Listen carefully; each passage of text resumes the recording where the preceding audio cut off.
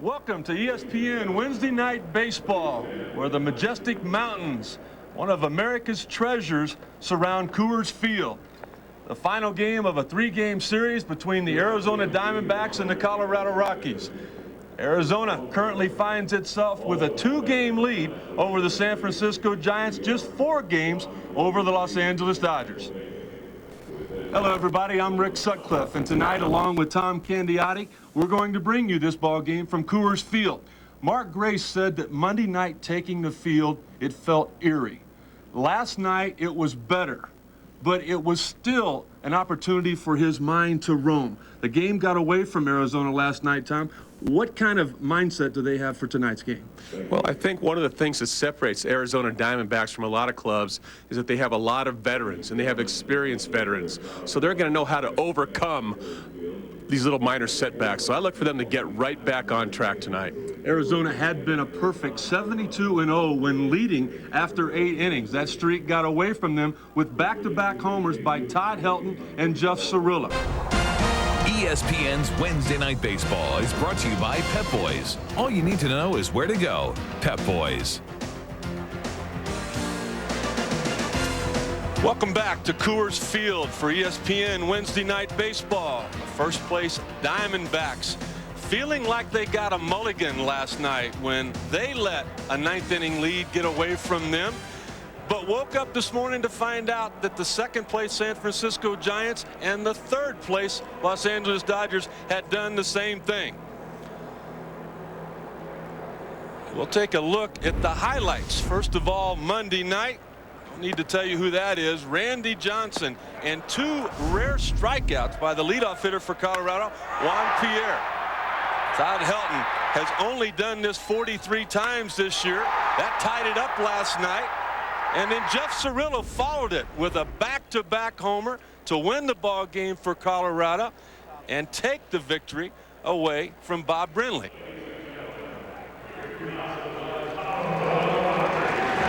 Colorado Rockies taking the field tonight, led by Mike Hampton.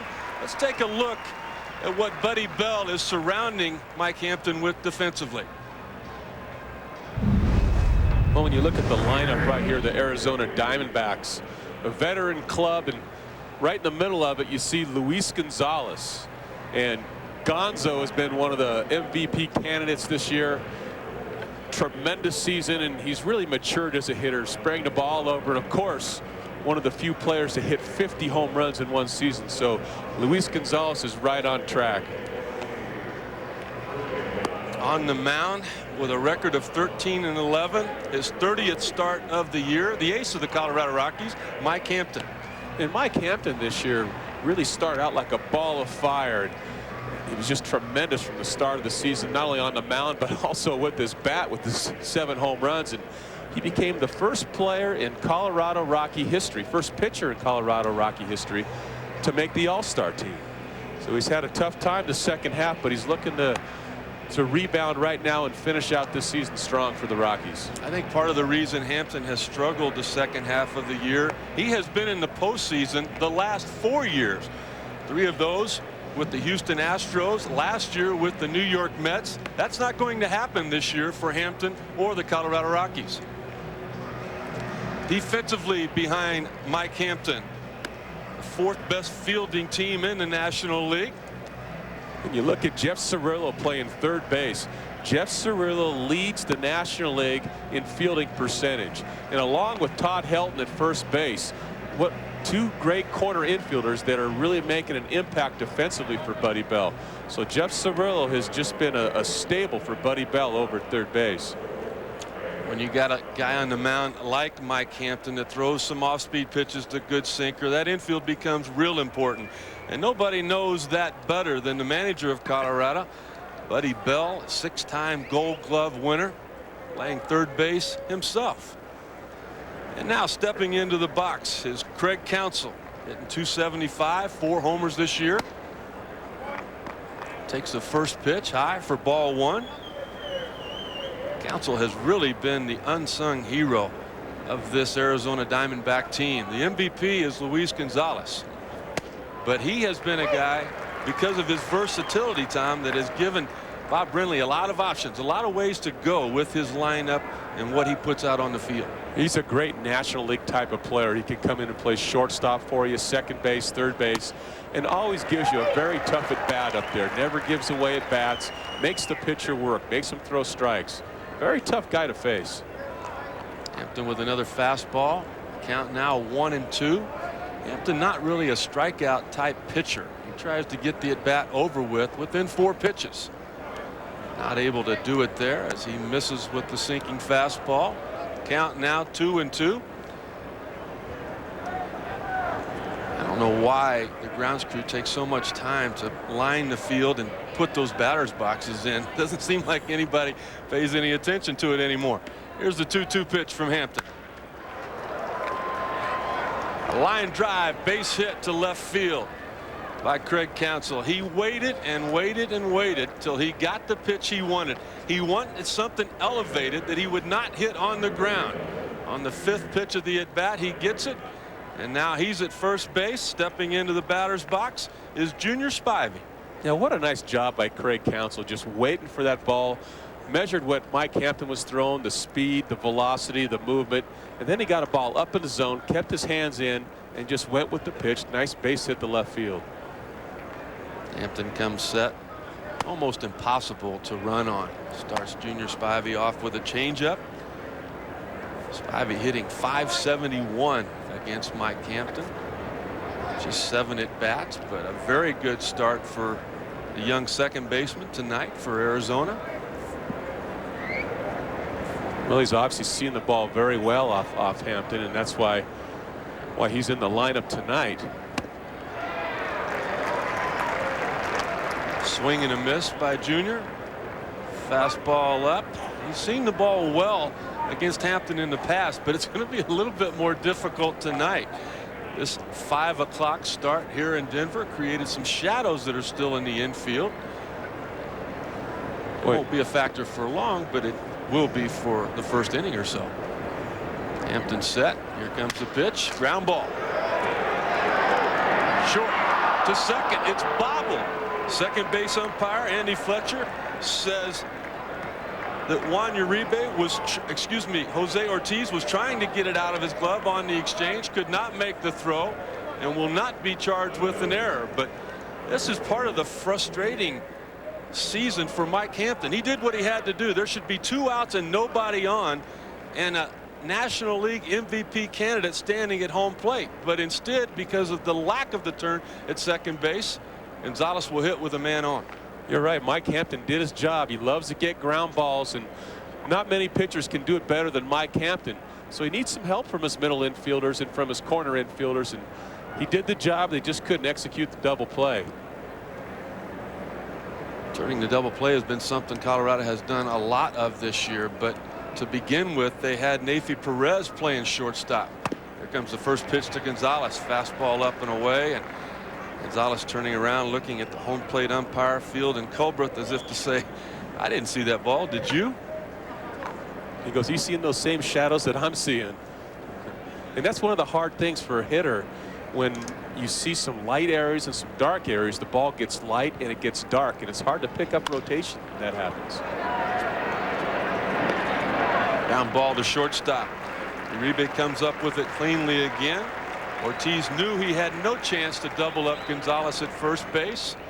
They get the fielder's choice. Junior Spivey retired, and now coming to home plate, somebody that's about as hot as you can possibly get. Reggie Sanders hitting .263 on the year with 31 homers, but he has hit .379 for Arizona in the month of September. Boy, Reggie has really come to life, and particularly in a time where Bob Brenly really needed some offensive punch other than Luis Gonzalez. And Reggie Sanders has just been everything for Bob Brenly, hitting with power, taking some good at bats. There's a high fastball from Mike Hampton. What a difference a year makes. Reggie Sanders basically coming over here to Arizona for nothing. Signed for a lot less than what most people thought his market value was, but he wanted an opportunity to play and to prove that last year was a fluke. He has done that and then some. Comes a pitch from Hampton, another high fastball. Sanders not chasing the pitch that Luis Gonzalez did in his first pitch that he saw. Now the count swings into the favor of Reggie Sanders, but Mike Hampton knows that, and he also knows that Reggie Sanders has been hot. Big time power. You're not going to make a mistake here. He has had his way with Sanders in the past. Reggie hitting under 150. Here's the pitch. Paints the outside corner. Good sinking fastball from Hampton. Boy, that was right on the money. Throwing that ball at 94 miles an hour on our gun right there. And look exactly where Sal Fasano was set up. Just nailed the target. That's a money pitch right there. Hampton comes set. Gonzalez not even thinking about running. There he gets Sanders to expand the zone a little bit. That fastball up. Once again, as you mentioned, good velocity from Hampton. And you know, that's something with a lot of pitchers in time. You know well, this time of year, that velocity can start to go down because of all the innings. Hampton, one of the best conditioned athletes in our game. Yes, sir. He's got the football mentality out there, and he conditions as good as anybody in this game. And Rick, like you'd hit on before, he's pitched a lot of innings over the last 4 years, stretching himself into October every year in the postseason. So that has some effect also. There's the first pitch Reggie Sanders has seen on the inner half of the plate. Movement to both sides of the plate. The cut fastball from Hampton, a sinking fastball. He used mostly that cut fastball when he is in a jam. That is his best pitch. Got a change up that Reggie Sanders has not seen yet in this at bat. Get him looking on the inner half of the plate. Might be a good time to go with that change up. Gonzalez takes his lead at first. Looks like it's difficult to see. Here comes a pitch. Another cutter down and in. Reggie Sanders not chasing that pitch. The count is full. 2 outs. Luis Gonzalez will be going, but with Hampton, there's just no way to get a big jump. Buddy Bell deciding for Todd Helton to continue to hold Gonzalez on. Does not want him to get a big running start. And he knows that Reggie Sanders doesn't hit the ball on the ground to first base that much. Here comes the pitch. Outside corner with the changeup. Just miss. Hampton wanted that pitch. Boy, that was a tough pitch after Mike Hampton had expanded the zone. Look where the setup is. So Corsal's just off the plate, but pretty close. And if he stays consistent around the zone right there, that's a pitch he might get later in the game. Well, we know, too, that he should not have even had to have made that pitch. If they could have turned the double play on the ball hit by Junior Spivey, Gonzalez's ground ball would have ended the inning. Hampton would be sitting on the bench watching his offense go to work. But now he's got to go to work against Mark Grace.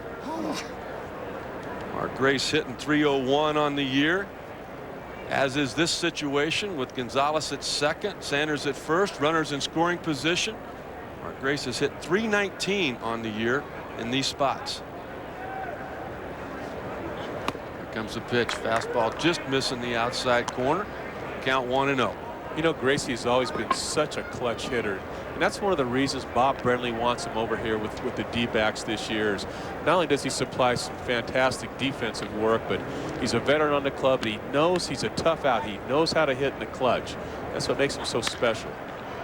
There's a fastball in the outer half of the plate.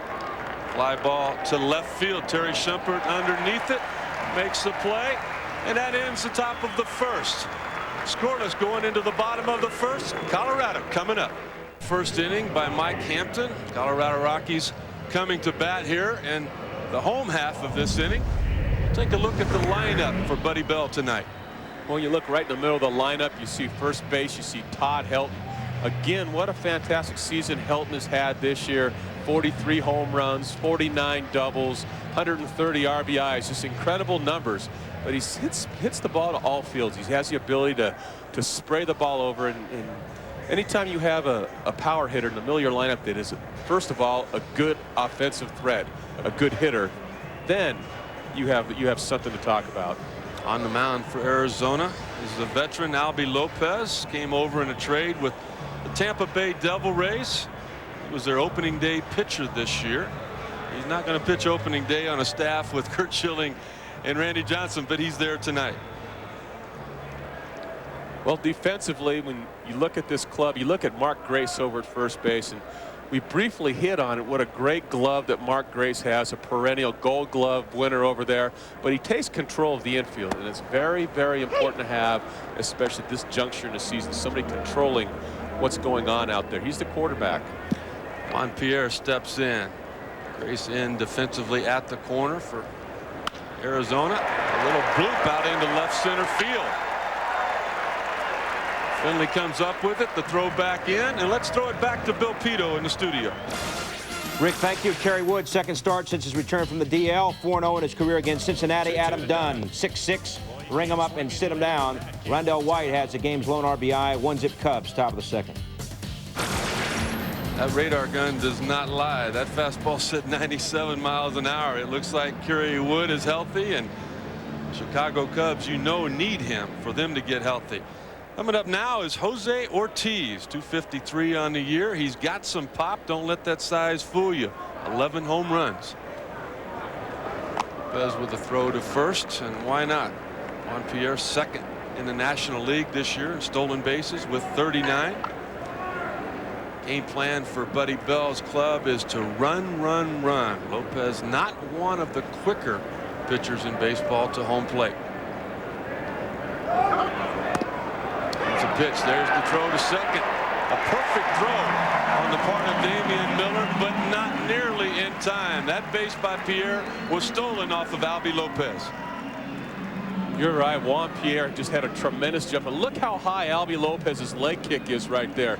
Gets the ball to home plate, and when he does that with the high leg kick, Juan Pierre is able to get a step or maybe even 2 steps extra. If he had a slide step right there with that throw by Miller, he probably would have been nailed at second base. 40th stolen base on the year for Juan Pierre. He may not be content staying there. Here comes the pitch. Ground ball in the hole. A horrible base running mistake by Juan Pierre. That would have been an easy base hit for Jose Ortiz. It was in the hole. Craig Counsell could not have gotten a throw to first base, but because of Pierre breaking, he's able to record the out at third. You're right. Look where this ball is right there to Craig Counsell, right in front of him. He sees Juan Pierre, an easy 6-5 play. And again, instead of being patient, having runners on first and second, he just tried to be aggressive, and sometimes being aggressive will get you in trouble. Stepping up now is Todd Helton. Ortiz still at first base. Helton 337 on the year, 43 home runs, one more than he hit last year. Everybody thought 372 for an average, 42 homers, and 147 RBIs was a career year. It doesn't look that way. Already 130 RBIs for Helton. A big homer last night to tie the game up in the ninth. Fastball just off the outside corner. Well, when Larry Walker is healthy and when he is in this lineup, right back to back with Todd Helton, there might not be a better 2 left-hand batters in the same lineup in baseball. 47 RBIs last year. He's got to hustle if he's going to surpass that. And the problem for him driving in those runs is going to be getting pitches to hit. This is not a knock on an all-star in the past, Jeff Cirillo, hitting behind him, but who do you want to pitch to? No, absolutely. You take your shot. You just make sure you have good pitchers at Todd Helton, and then you try to deal with the best you can with Jeff Cirillo. 2-0. Fastball on the outside corner. I say it just misses, but I think Lopez put it right where he wanted it. Todd Helton has said the reason his average is down somewhat this year, he's had to expand the zone a little bit. He has provided protection for Larry Walker. Walker hitting third, Helton hitting fourth. Nobody to protect Todd Helton. And as you clearly see there, Lopez wanting nothing to do with him. It's the second walk of the night. Reggie Sanders walking for Arizona. And on first and second, and stepping into the box is Jeff Cirillo with his .310 average. Well, that's one of the things when you're going to go ahead and walk a power hitter and a top hitter like Todd Helton and go after the next guy. You have to make sure you get the next guy out if you're going to give away walks, particularly in this setting at Coors Field, because walks will kill, particularly in this stadium. Well, what has been killing Albie Lopez his last 3 starts? He's 0-2, is not 1, an ERA of 5.4, but more important, just 15 innings pitched in those 3 ball games. I figure that's just over half of the innings needed to win those ball games. That means a lot of innings needed from your bullpen. This time of the year not as important as before all of the call-ups, but still, those aren't the kind of people that you call up that you really want to use in close ball games. I'm really hoping that Albie Lopez can go a little bit deeper. Count 0-1 with one out on Jeff Cirilla. There's at first and second. Good breaking ball. Cirilla well out in front. Even though the shadows now are out of the infield, it looks like it's still tough to pick up that rotation. You're right, and that's a good breaking ball down out of the zone. And look like Jeff Cirilla was anxious right there and had a little bit of problems picking up the spin of that pitch, and that's what happens when you chase a ball out of the zone. Count 0-2 on Cirilla. Swing and a miss on another breaking ball on the outer half of the plate. A little bit surprised that Cirilla would be pulling off of that pitch as quick as he has, because Lopez is known throughout the league. He doesn't pitch right-handed hitters in very much. No, usually if you're a right-handed hitter, you're going to come up and looking on the outside part of the plate from him. Most likely going to get a fastball away or a slider away. But right there you can see Jeff Cirilla was trying to pull that ball instead of keeping his front shoulder in and trying to drive that ball to the right side. In steps Terry Shumpert, playing left field tonight for Buddy Bell. He's one of those guys that can play just about anywhere. In fact, over the last couple of years, he has played everywhere for Colorado, with the exception of pitching and catching. Good speed, good power. Average of 266 on the year. Count 0-1. Ground ball up the middle. It's going to be a base hit. That big center field here at Coors. Steve Finley has to go a long way. He comes up with the throw. It is not nearly in time. Nobody knows this field better than Todd Helton. He checked the positioning of the outfielders before the ball was hit, knew how deep Finley was playing, and he knew with his speed and even the great arm of Finley, he still had time to get to third. Absolutely. There was no hesitation on the part of Helton. You see Shumpert drive the ball right up the middle. Nice job hitting. But look how Todd Helton hit second base, was going to third base all the way. And a great play by Steve Finley. Charged the ball well, made a nice accurate throw to third base. But like you said, Sut, Todd Helton knew this field. He knows his park. He knows where he can get. Well, that whole run was created by Todd Helton. The respect Arizona has for him when they basically intentionally walked him, put the runner in scoring position for Shumpert to drive in. Now Juan Uribe steps in. Breaking ball down. No real big surprise there. Damian Miller keeping that ball in front of him. Very few pitches get by Damian Miller, and when you think about the staff that he has to handle, that's really remarkable. Randy Johnson, the closer Kim, Kurt Schilling. Here comes the 1-0 pitch. Breaking ball hammered into left center field. That's going to drive in 2 runs. Finley comes up with it, gets the throw back, and Juan Uribe driving in his 35th and 36th runs of the year. Nice round of applause from this crowd. And you really got to like the fact that even though Colorado's out of the National League West divisional race, Buddy Bell's team is playing hard. They certainly are. And you look at the swing right here. It's a high breaking ball. And anytime you throw a breaking ball up in that part of the zone, no matter what field you're playing in, that spells trouble. That ball is elevated about belt high. Again, on that side, belt high. And I don't know, I've thrown a lot of those, Rick, myself. And you're lucky when a ball like that comes back into play. Mario Encarnacion steps in. This is kind of a project for Buddy Bell and hitting coach Clint Hurdle. A lot of potential in this young man, but a lot of changes need to be made. When you look at that 156 average, 1 for 4 last night, but struck out 3 of those 4 times. When you see a swing like that, Tom, it has to tell you that he's thinking about something mechanically. He wasn't just looking for the ball, see it and swing. He's trying to make some adjustments that they have been working on in batting practice. Yeah, he's trying to get a little mechanical right there instead of, like you said, just reacting to the ball, because anytime you're that late on a fastball as a pitcher, he's going to throw another fastball probably inside a little bit farther. Count 0-2. There it was. Real good call. Encarnacion not making the same mistake on that pitch that he did before. See a youngster that's trying to stay back on that fastball. Well, all right, I'll give you that part of the plate, but there's another half of the plate. Here comes the pitch, breaking ball, swing and a miss, and the third out here in the bottom of the first. But not before Colorado scores 3 runs. 3-0 lead. Mike Hampton on the mound for the top of the second. For the second inning, Colorado Rockies with a 3-0 lead over Arizona. Stepping in tonight playing third base is Jay Bell. Jay with an off year. 241 for an average, 13 homers, just 45 RBIs. Takes the first pitch for a strike. Always had good success against Mike Hampton. That's a little bit more than a trend when it's over 400 with that many at bats. The 0-1 pitch, high fastball, misses. You know what's funny is when you've had success against certain hitters, when you've pitched against, or certain hitters that have had success against certain pitchers, it almost becomes a feeling that you know you're going to hit this guy. It's almost a comfort zone.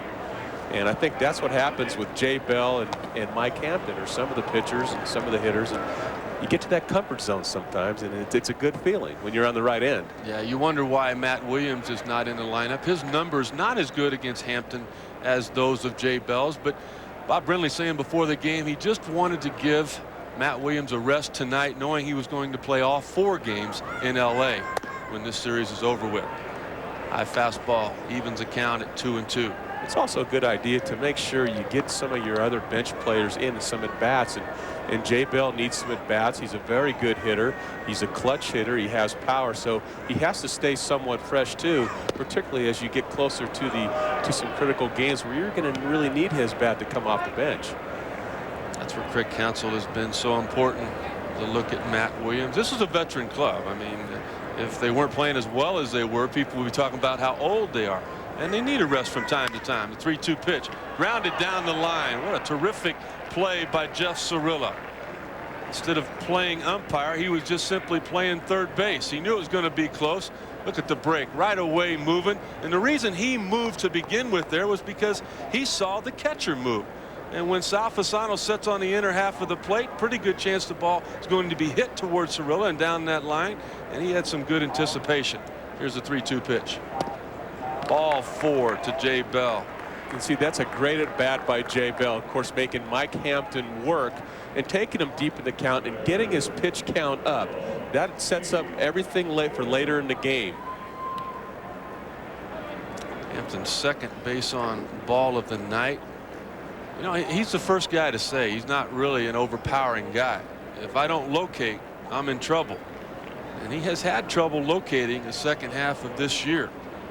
His last start, he gave up 3 home runs to the Los Angeles Dodgers. Here's Steve Finley. Takes a strike. You know, we talk about setting up for the later part of the games. Every time you make a pitcher throw a lot of pitches early in the game, making sure you don't make 1 pitch or 2 pitch outs, the rest of the club that's watching this game either from the dugout or in the locker room on the video measures the pitcher's stuff. And the more pitches you can make them throw. Look at this, nice ground ball right there. 6 unassisted to 3. Very nice play by Juan Uribe. And again, that's what Mike Hampton does so well, Sud. He just is able to get ground balls in clutch situations.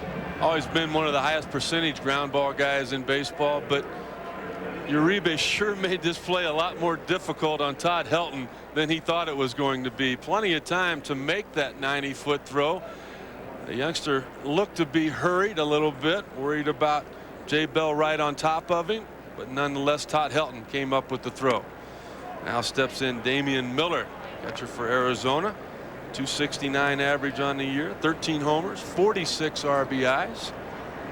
Hampton goes back to the windup now with nobody on base. There's a 1-0 pitch missing outside. I think part of the reason Hampton's control might be off is that it has been 12 days since he has been on the mound. It's been that way for all of the starting pitchers and will be the first time out for Colorado. 2-0 pitch to Damian Miller. This is once again 3-0. Yeah, I think a lot of the location of the starting pitchers, all pitchers, is going to suffer early. And I think the reaction time of a lot of the hitters is going to suffer early. I mean, I've never seen a hitter that's wanted to go out and take real live pitching situations instead of taking batting practice. Randy Johnson winning his 19th game on Monday. Here comes a 3-1 pitch. Line drive past the second baseman Jose Ortiz. A little bit of an Olay involved right there on Jose Ortiz. Had time to get his body in front of it, but did not. And when he was not able to get any of his glove on it, the ball shot through. Well, Damian Miller hit this ball very hard, and sometimes instead of getting over there and possibly knocking that ball down, he just tried to swipe it with his glove and try to come up with the play. It's obviously a very tough play. It's a tough order to be able to throw your body in front of a ball hit that hard. If you've got hands like the manager of the Colorado Rockies, Buddy Bell, had, you can handle that. You can make that play, but Uribe does not. Here comes the pitch. Albie Lopez swinging the bat like a lot of pitchers do and will. 2 outs, the first strike. Helton not holding Damian Miller on, not expecting him to go anywhere. Here comes the 0-1 pitch. Another fastball just down. You've seen Albie Lopez has been in the American League most of his career, so he hasn't had a lot of experience swinging the bat right now, and that's obvious by some of the hacks that that we've seen him take so far. But nevertheless, at Coors Field, even the pitcher can be dangerous in this park. Here comes the fastball to the pitcher, 92 miles an hour. Count now 1-2. You know, with LA and San Francisco playing later, this ball game is on in those clubhouses. It is more than time to be scoreboard watching. Oh, this is definitely the time of the year where it's become a marathon almost the whole season until you get down in September, particularly halfway through September. Now it becomes a sprint. Every game means something. So there is going to be a lot of scoreboard watching, and rightfully so. The Arizona Diamondbacks will have an opportunity to watch Los Angeles and San Francisco play later on ESPN. There's the Astros at the Giants, Padres at the Dodgers. Wednesday night baseball later tonight. Here comes a 2-2 pitch, up and away. Following us at 10 p.m. Eastern on ESPN. We said the Astros at the Giants. Barry Bonds didn't homer last night, still stuck on 63. The Astros rallied to pull a victory away from the Giants, and on ESPN2, the Padres at the Dodgers. Here comes the 3-2 pitch, 2 outs. Runner going, ball 4.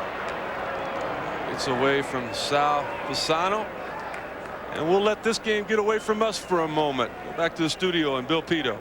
Rick, thank you. Over on ESPN2, first place Atlanta, second place Philadelphia. Braves up by a game and a half. Atlanta's leadoff man Marcus Giles here in the 3rd inning with a man aboard. The other way and gone, his 7th home run of the year. Braves out now to the 2-0 lead, playing the bottom of the 3rd. How about the Philadelphia Phillies coming back after the 7 days and beating Greg Maddux on Monday night and winning a game last night in which Tom Glavine started. Right, and ended up putting a loss on John Schmaltz to boot. High fastball to Craig Counsell. Take a look at the National League East standings. Somebody's got to win that division. It's just not real sure right now who that's going to be. Well, I think as soon as the Braves got a nice little lead in the NL East, I think people thought that the Braves would run away with it. But the Phillies, in their never say die attitude, have really made a race of it. And look out for the Mets. The Mets now 1 game over 500, so they're making some noise also. What an amazing comeback that has been. You just have to wonder if it's a little too late.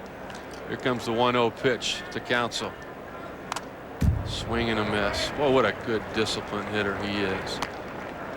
Got the count in his favor. Got the pitch in the location he wanted. Something up that he could elevate again. Trying to put something on the board for Arizona. Damian Miller at second base. Boy, you hate seeing this. Albie Lopez at first base via the free pass to base on ball by Hampton. I say you hate seeing that if you've got a Colorado Rocky uniform on. Here's a pitch. Hampton drops down a little bit.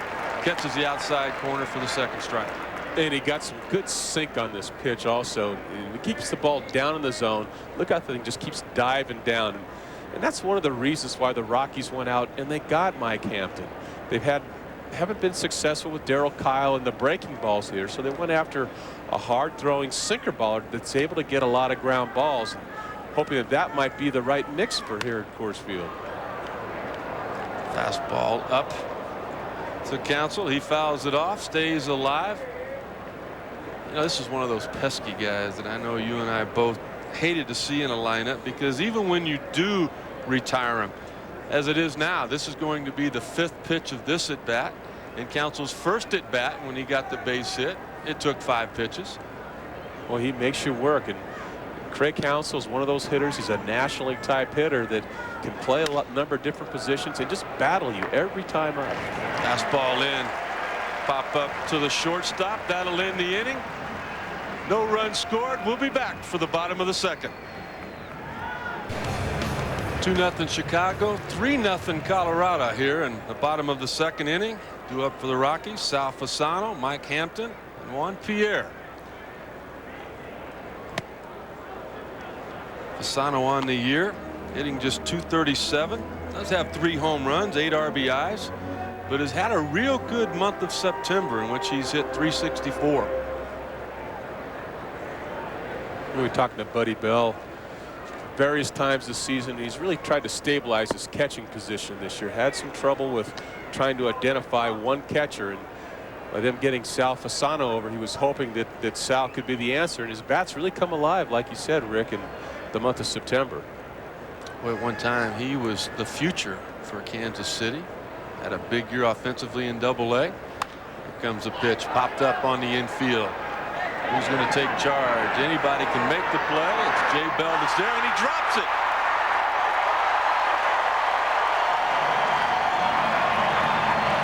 A rare defensive mistake by the Arizona Diamondbacks, the best defensive club in the National League. Jay Bell somewhat out of position. He's played third base over 30 times this year. A little different angle than the second base position he's had. But nonetheless, the same fly ball. Look at Fasano right here. How about that? You know Buddy Bell appreciates that. That's all you can do. You already made the mistake by popping it up. All you can do is run hard. Fasano does, and he finds himself at second base with nobody out. Stepping in is the Rockies pitcher, Mike Hampton. Squares around as if to bunt, and does bunt. Lays it down perfectly. Bell comes up with it. The sacrifice is successful. Hampton can go sit down and hope that Juan Pierre can drive in Sal Fasano from third base. Well, Mike Hampton helping himself out right there and moving Sal Fasano over to third base. He shows, and that's one of the things that you need to do as a starting pitcher, is to be able to bunt the ball and move base runners. That helps you win games. Every run early in the game becomes ultra important here at Coors Field. Now, if Juan Pierre can do his job and get Sal Fasano in from third base, then that's a run that the Colorado Rockies surely were given. Talk about doing your job. Look at him squared away immediately. Not late getting the bat out in front of home plate. Got a ball he could handle and simply just caught the baseball with the bat angled in the proper position. Just deadened it just right. Juan Pierre, fly ball into right field. It's going to be a tough play. Sanders gets rid of it after he catches it, hits the cutoff man perfectly. And the third base coach for Colorado, Rich Donnelly, knowing the, well, not speed of his runner, but lack of speed of the base runner, had to hold Sal Fasano at third.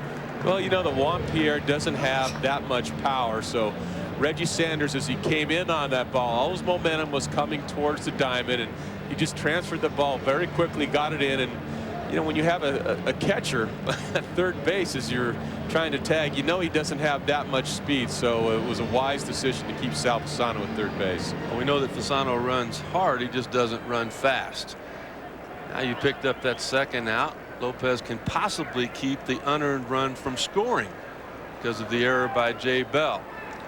Here stepping in is Jose Ortiz. He takes the first pitch on the inside corner for a strike. And just to back up Sal Fasano's speed, we traded emails today, and his email is try and run.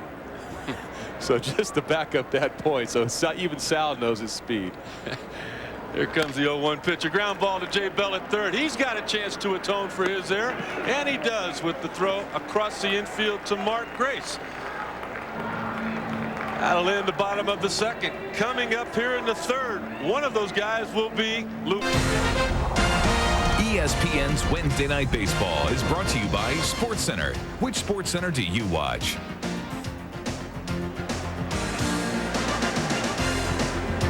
We're back, top of the third inning. Colorado with a 3-0 lead, and their ace, Mike Hampton, on the mound. Hampton after his 14th win of the season. Very fortunate so far. Hampton has walked 3 guys. The leadoff hitter for Arizona has been on every inning, but none have scored as of yet. Here's Junior Spivey. He takes the first pitch, change up off the outside corner, 1-0. Spivey's job just to get on base. Luis Gonzalez coming up next. Here comes the pitch. Hampton taking a little bit off that fastball, catching the outside corner.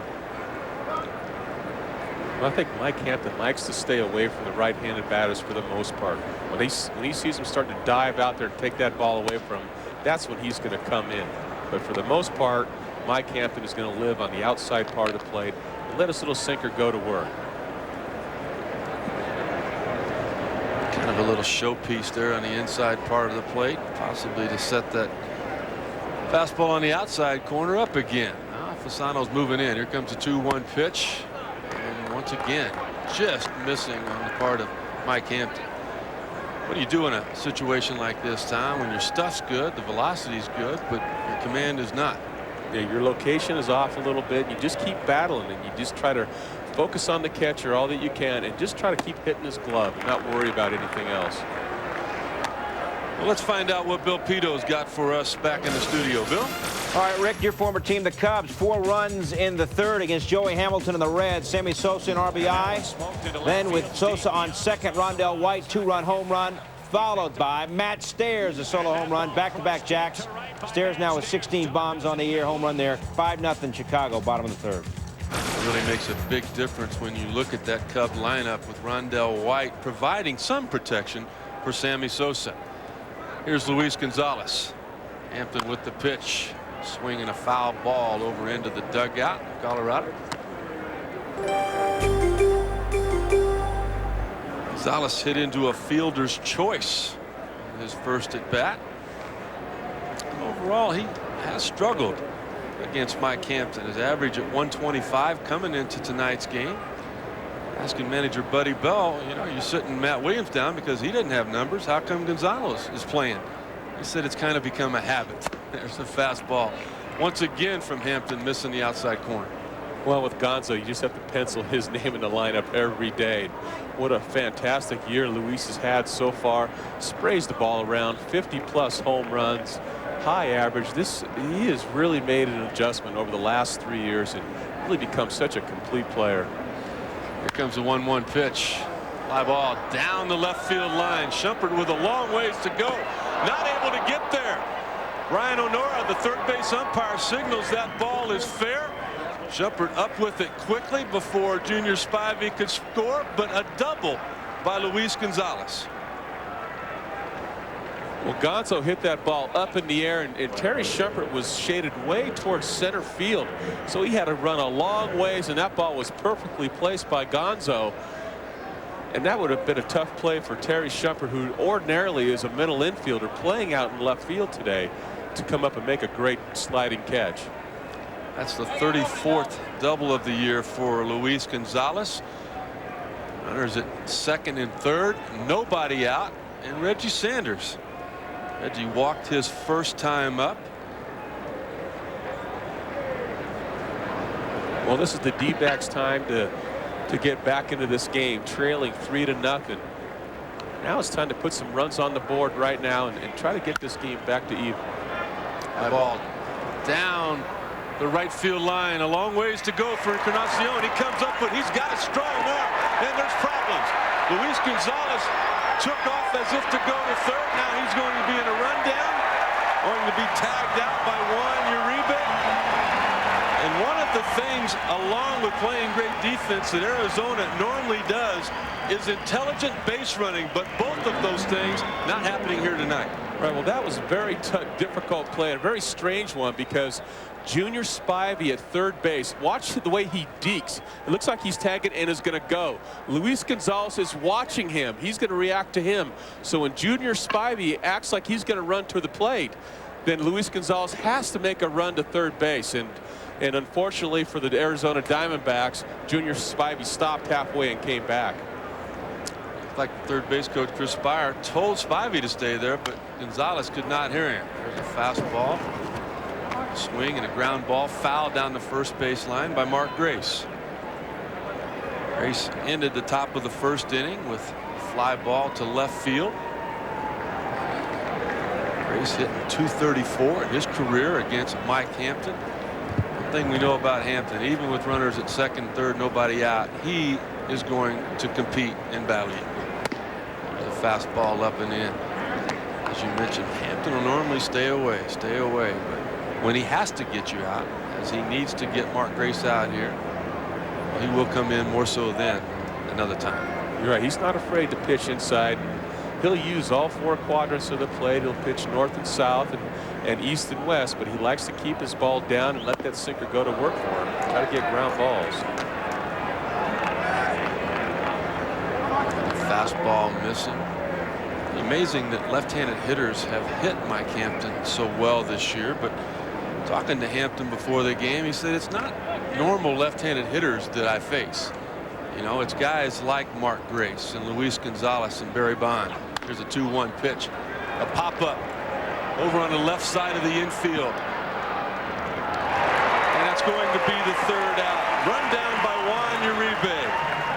Todd Helton will lead off the bottom of the third for Colorado. Both teams with 3 hits, but only the Colorado Rockies with anything to show for it. They lead 3-0 here in the bottom of the third inning.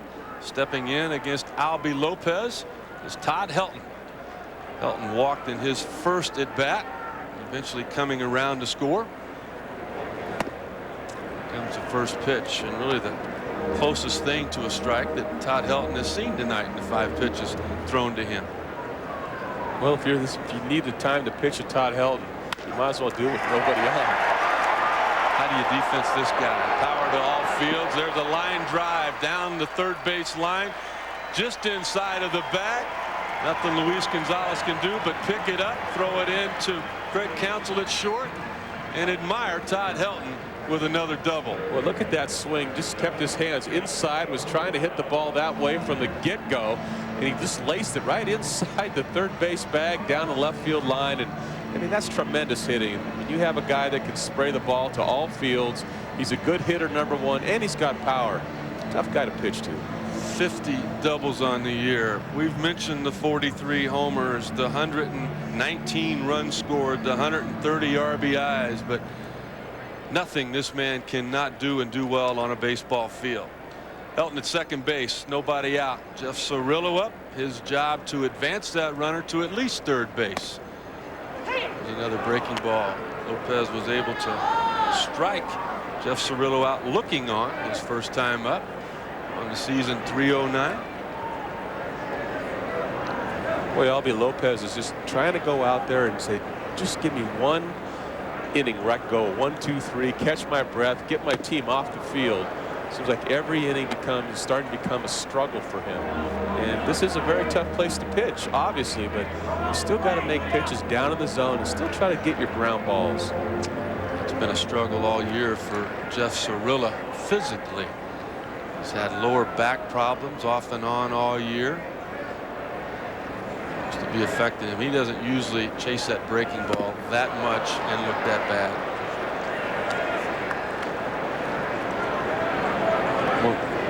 This is I think this might be the 4th or 5th slider that we've seen Albie Lopez throw to Jeff Cirillo, and he hasn't had a good swing at it yet. He's chased it out of the zone. He's missed one about belt high. He just doesn't see the pitch. Can't calculate the break. So I think Albie Lopez is going to stay on that pitch every time Jeff Cirillo comes up until he can make an adjustment. Now stepping in is Terry Shumpert. Shumpert with a base hit, an RBI, and a run scored in his first at bat. First pitch just misses down and inside. Well, you see Albie Lopez with some good velocity. He's throwing the ball 93 miles an hour. He has a nice little tight little breaking ball. So he has very good quality stuff. It's just a matter of location and really picking up Damian Miller and just trying to hit his spots. There's that breaking ball once again. Seems like he's got better command of it than he does his fastball. Catches the outside corner to even the count at 1-1. Sometimes it's very hard, Rick, as you know, when you get traded in the middle of the season to come over to a team that's counting on you to be productive down the pennant race. It's a lot of expectations on your shoulder to produce. You know, I always thought it was an advantage to changing leagues. You know, I think a pitcher has an advantage, particularly with the 2-0 or the 3-1 count, because we can do different things with our fastball, and they don't know what our tendencies are in those hitters' counts. A lot of times they'll get themselves out. Lopez has pitched better since he got here to Colorado, but it's still overall been an off year. Here comes the 1-2 pitch to Shumpert. Breaking ball hammered once again. Finley goes over to cut it off in the gap. He's not going to have a play on Helton at home. And just like in his first at bat, Shumpert getting the pitch he wanted. He hammered it and drives in another run. Again, just like the first at bat where he got a high breaking ball up in the zone, this almost looks like the same pitch. Looked like a high slider up in the zone. He just didn't finish the pitch off. And see where the ball is? Ouch, above belt high. Terry Shumpert stayed there real good, stayed on the ball and put a good swing on it, drove it out to left center. So he hit a mistake and he made Albie Lopez pay for that mistake. That's really been the frustrating part for the pitching coach, Bob Welch of Arizona, with Albie Lopez. As you mentioned, Tom, great stuff, but he just continues to make the same mistake over and over again. Shumpert proved he could hit that breaking ball the first time up. He shouldn't had to have proved it again, but he did. And if you're going to come back with the same type of pitch, make sure you get it down in the zone. Don't throw another one up in the zone where you can see the ball very good and calculate the break of it. Fastball misses. 1-0. One out here with Juan Uribe stepping up. Uribe starting to show a little bit of sign of fatigue. He got a base hit in the first inning, but just barely hitting over 200 in the month of September. Real close play over there at first base. You know, if Mark Grace is going to put the tag on, he thinks he has an opportunity to make the out. If it's not going to be close, Grace will just catch it, throw it back to the pitcher. Won't even attempt to make a play. Here comes the 1-0 pitch to Uribe. Shumpert acting like he's wanting to run. He might have got caught there. He did. Well, it's a situation where Buddy Bell says, hey, let's try to take advantage. We're up by 4 runs. Let's start the running game right now. And so Bob Brentley had a taste of that and had a feeling, as did Mark Grayson. Look how quick that move was. And again, you see Shumpert had a little jelly leg on that front foot, and he got leaning the wrong way, and a good throw and a nice tag by Mark Grace. 2 outs now. There's a ground ball. That jelly leg might have come from Lopez having a little jelly leg on that pickoff move there. Got away with a little bit of movement. Take a look at that left knee, how it bent in. That's what Shumpert decided he was going to go, and it didn't work out. You know, in this situation, if you're going to steal a base, you've got to do it off Lopez, because Miller's just too solid defensively. He'll have some conversations with the first base umpire, Kevin Kelly, about that pickoff move, that being Colorado. Here comes the 1-2 pitch. Fouled off. Well, anytime that when you're a pitcher and you have a high leg kicker, you know that one of your weaknesses is being quick to the plate. You have to do some other things to try to help keep runners at bay. And so there's a lot of little things that border on the line of being a balk that sometimes you can get away with, and Albie might have got away with one there. I think we both know that from the little bit of time we spent with the Los Angeles Dodgers, that old bent knee move. Bob Brentley not going to wait much longer with Albie Lopez, his starting pitcher tonight. Brian Anderson up and throwing in the pen. Anderson, a starting pitcher until he struggled for Arizona. Here comes the 1-2 pitch. Fastball inside corner. Fouled straight back at us. They're really excited about the potential of their two youngsters up the middle here in Colorado.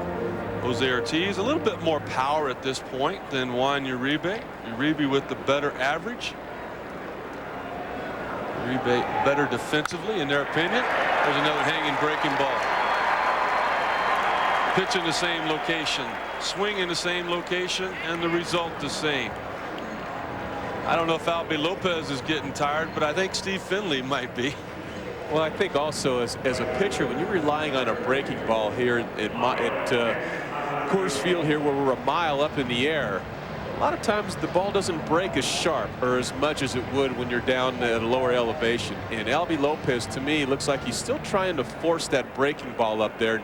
I think we're seeing a lot of breaking balls up in the zone because he's not getting the normal break that he might when he's down at a lower elevation stadium. First pitch to Mario Encarnacion. Swing and a miss. Encarnacion ended the bottom of the first inning after Colorado had scored 3 runs. And Lopez was able to strike him out. 4-0 Colorado. Had the throw to first base. Encarnacion just 152 on the year, but Buddy Bell saying at this point in the season he wants to make some evaluations. He wants to look at him, get him some playing time. He also wants his hitting coach Clint Hurdle to make an assessment and a decision. Can this kid be the player some of our scouts think he can? Well, we've seen over the past here in Denver, people come through this city. Andres Galarraga, Dante Bichette, Vinny Castilla. It looked like their careers were kind of going downward until they get to the stadium here and into this kind of air, and all of a sudden they get a lot more confidence and they're able to turn their careers around. That'll help Encarnacion's confidence. That base hit back up the middle. Juan Uribe had thoughts of running on Steve Finley's arm, but as he looked at third base coach Rich Donnelly, he got the stop sign. There's 2 outs, and the old golden rule in baseball, do not make the third out at third base, did not happen. There's a conference on the mound right now. I don't know if this is just to give Brian Anderson more time to get ready, or if there's something these guys really want to say to Albie Lopez. Thursday night college football on ESPN returns tomorrow night. Coverage starts with College Game Day at 7 p.m. Eastern. And at 7:30, number 20 South Carolina at number 16 Mississippi State. The Gamecocks led by coach Lou Holtz and running back Derek Watson, while Jackie Sherrill's Bulldogs look to quarterback Wayne Madkin and their running back DeCenzo Miller. It's tomorrow night on ESPN. Anderson still throwing. Got to be close to being ready, but Bob Brenly deciding to leave Lopez in there. Here comes the pitch to Fasano. Popped up over the Colorado Rockies dugout. It's a bounce into the stands, up into the second deck. This is a souvenir for somebody to take home. And that's the kind of foul ball you want to catch after the sting's been taken off of it when it already bounced one time. Oh, absolutely. We've seen so many line shots as players up in the stands, and you almost have to close your eyes as you look up there and you see the kids and people that aren't paying attention. Fasano chasing that fastball up and in. Velocity still good for Albie Lopez. Location of that breaking ball has not always been. You can see how close. These dugouts are just getting closer and closer in every ballpark.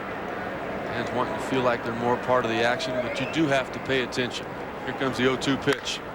It's hammered down the left field line, off the wall. Gonzalez fields it off one hop. That'll drive in 1 run. Encarnacion goes to third base. An RBI double for Sal Fasano. And I don't think there's much more that Damian Miller and Mark Grace can say to Albie Lopez. The next conversation might be from Bob Brenly.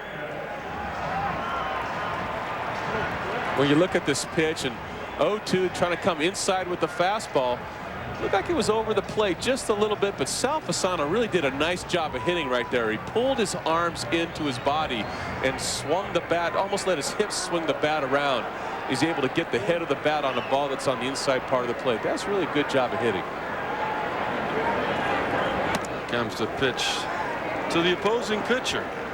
Usually no problem, right? I think that's why Bob Brenly's leaving him in. Surely he can get the opposing pitcher out. Well, this is not your ordinary pitcher. That is not a mistake on those statistics. 7 home runs already for Mike Hampton. Ground ball back up the middle. That's a base hit. Uribe is going to score. In comes Sal Fasano. 2 more RBIs. That's 15 RBIs on the year for Mike Hampton. And Bob Brenly says, I've seen enough.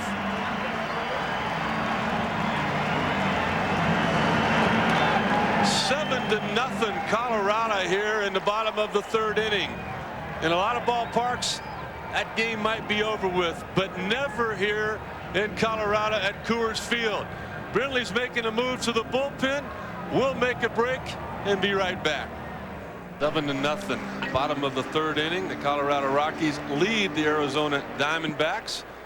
On the pitch for Arizona, Brian Anderson, his 2nd relief appearance of the year. Comes an off-speed pitch to Juan Pierre for strike 1. Well, Brian Anderson has put in some valuable innings for this D-backs team over the years, and one of the problems that Brian has always had is keeping the ball in the park. Gives up a lot of long balls. That doesn't necessarily gel too well with the stadium here. Come ball up the middle. Counsell taking his time, knowing Hampton's coming down the line. Able to get the fielder's choice. That'll end it. Come back for the top of the 4th inning in Arizona. Tito back in the studio. Pat Burrell for the Philadelphia Phillies. His team is down 2-0. John Burkett cruising along, but looky here. Burrell, number 23 on the year. Philly trying to make it 3 in a row over Atlanta. They tied at 2. They told us in Philadelphia that Pat Burrell is going to lead the league in home runs one of these years. To do that, it's going to take 60, maybe 70. Here comes the pitch from Mike Hampton here in the top of the 4th inning. Colorado with a 7-0 lead. Jay Bell standing in. Jay walked his first time up at the top of the 2nd. And he's halfway to walking again. Ball 2 from Mike Hampton. Well, that's what Jay does. He really makes you very disciplined at the plate. He really makes you, the pitcher, really work out there and attack the zone. He's not going to chase a lot of balls out of the zone. He's looking for one pitch in one area. Comes the 2-0 pitch in the outside corner for a strike. Mike Hampton was talking about his lack of command since the All-Star break, but it has been in the strike zone, not so much out of it. There's the 2-1 pitch. Misses. The count goes to 3-1. Hampton last year allowed the fewest home runs per 9 innings in the National League. One of the big attractions Colorado had in signing him. Takes a little bit off that fastball. Basically just playing catch there, wasn't it? Well, I think he was looking at a 3-1. He's got a 7-run lead. He's going to try to make sure he just doesn't walk anybody. Jay Bell gets caught looking. Let's check in with Bill Pito on some NFL news. All right, Rick, thanks. NFL officials accept the NFL's latest offer, and they will be back at work when the NFL resumes play this Sunday. A 6-year deal for the NFL officials that will increase their salary by 50% this year and up to 150% in the last year of the deal, 2006. Details on this and much more, SportsCenter, 10 Pacific. Thank you, Bill. Back here in the top of the 4th inning. 1 out, 1 strike as Steve Finley steps in. Finley hit into a double play his last at bat. And that'll happen a lot with Mike Hampton on the mound. Hampton comes set. Here's the 0-1 pitch. Popped it up. Not going to stay in play. Just over the Arizona dugout. Count 0-2. Well, Steve Finley sure has made a resurgence here lately. And he's early in the year he was struggling, having trouble making contact with the ball, very undisciplined at the plate, and he's really turned it around. He's really making good contact. He's spraying the ball around, And one of the things about Steve Finley is he has power. One year he hit over 30 home runs. He's got some pop. And the Diamondbacks, with their pitching strength, especially with Randy Johnson and Kurt Schilling, they need offense. And with Matt Williams and Steve Finley really coming back, this is really helping this club out here down the stretch. There was a lot of talk in Arizona at 36 years of age for Steve Finley that it might be the end of the line. He was hitting 207 on June the 6th. And now Buddy Bell is going to come out and check on Mike Hampton. You know that something is wrong when Hampton's walking that many people. He fell behind Jay Bell, was able to come back and get him. Hampton's had some leg problems most of the year. And with Colorado in last place in the National League West, absolutely no need to take any kind of a chance on your starting pitcher, Mike Hampton. Let's take a look at what happened on that last pitch. Well, watch when he throws the ball right here. Oh, look at his arm right there. It's almost he's flicking his wrist a little bit. Sometimes you do that to try to get some life back in it. But it looks like he got a little hot spot on his hand right there.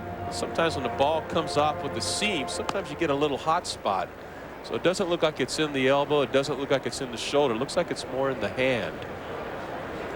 Knowing Mike Hampton, something's going to have to be broke for him to come out here. You're just 5 outs away from a victory. You're just 1 strike away from the second out here. But for the manager and the trainer to come out and check on him, I promise you there's some serious pain, because this guy's tolerance is better than most. We've talked about Mike Hampton having the football mentality. That's what he brings out here. He's going to challenge everybody and never back down from anything. Fastball popped up. Sonic coming back, taking a look. Not able to make that play.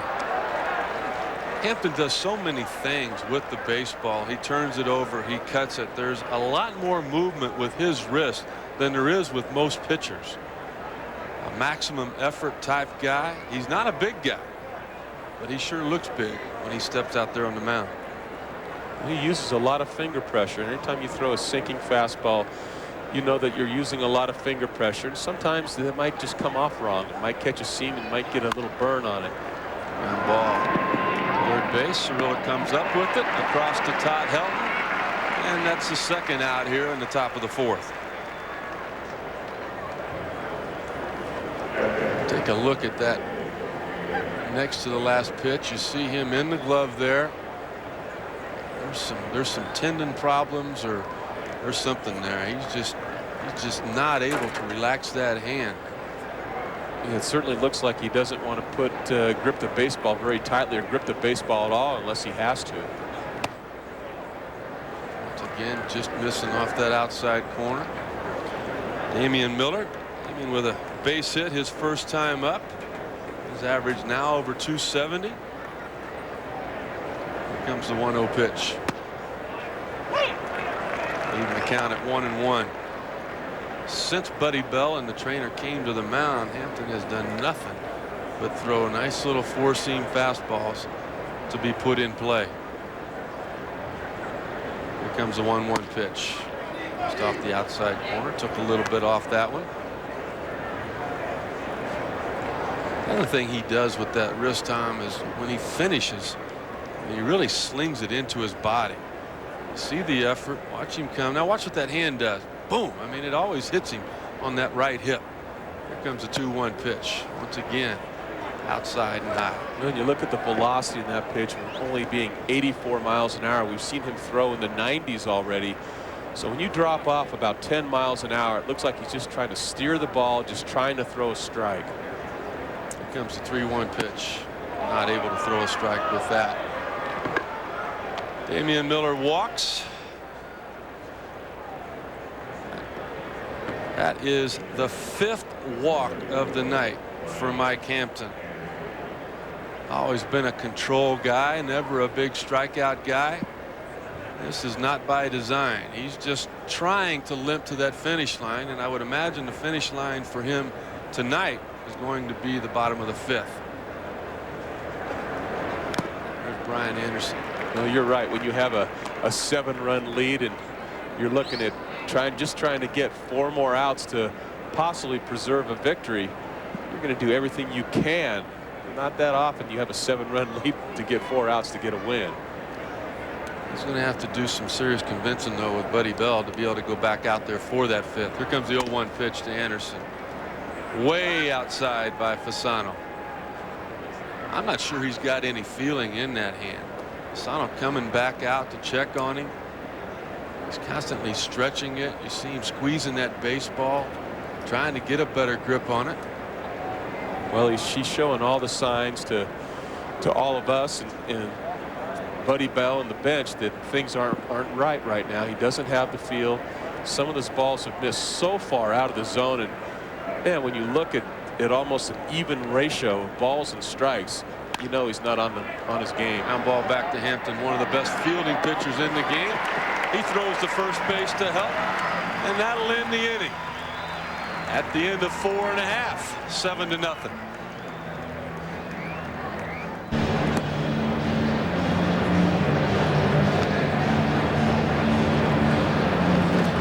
For the ball game tonight, Lee Greenwood not only singing our national anthem, but singing a song that he wrote, God Bless the USA. 'Cause the flag still stands for freedom, and they can't take that away. And I'm proud to be an American, where at least I know I'm free. And I won't forget the men who died, who gave that right to. Hear, hear. That pride to be an American throughout the stadium here at Coors Field, in the clubhouses. Here we are in the bottom of the 4th inning. Ryan Anderson on the mound. Count 1-1 to Jose Ortiz, and really even still a somber mood in the clubhouse. No music.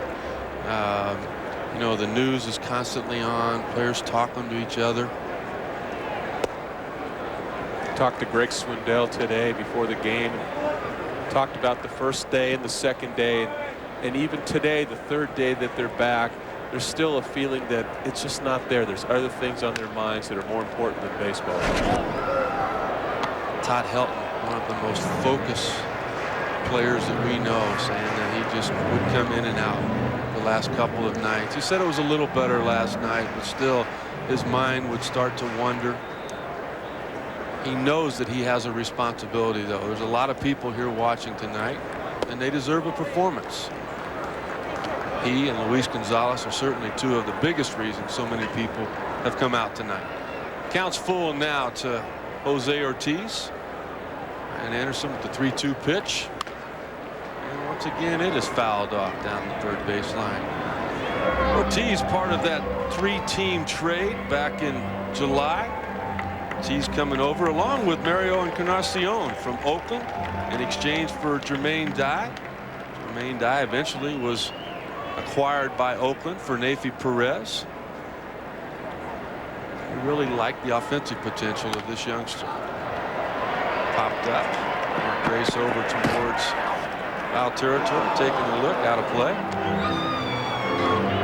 Anytime you look at a young infield, you look at the middle infielders of the Colorado Rockies, and you see Jose Ortiz over second base, and Juan Uribe out of shortstop, and even Juan Pierre out in center field. You have a young nucleus in the middle of that diamond, and that's what they like to see. All 4. Another walk. And we talked to Luis Gonzalez about his mood, what's going on in his mind. We're aware of what's going on, but at the same time, we have a job that we have to do also. And we feel like we're part of the healing process for fans and for people also, because we're giving fans the opportunity to come out and see baseball, which is America's pastime, for 2 to 3 hours, and hopefully put smiles on their faces also. Gonzalez saying the first couple of nights that he would find himself out of position defensively. You know, knowing where he's supposed to be, people in the dugout yelling for him to move, but just not there yet. And obviously for all of us, things will never be the same. Todd Helton steps in, and on first, nobody out. 1-1 pitch paints the outside corner. 0-2. Helton already with 2 runs scored. Walked in the first, a double in the 3rd inning. Here comes the 0-2 pitch. Ryan Anderson with one of the better pickoff moves in baseball. He's led the National League in pickoffs.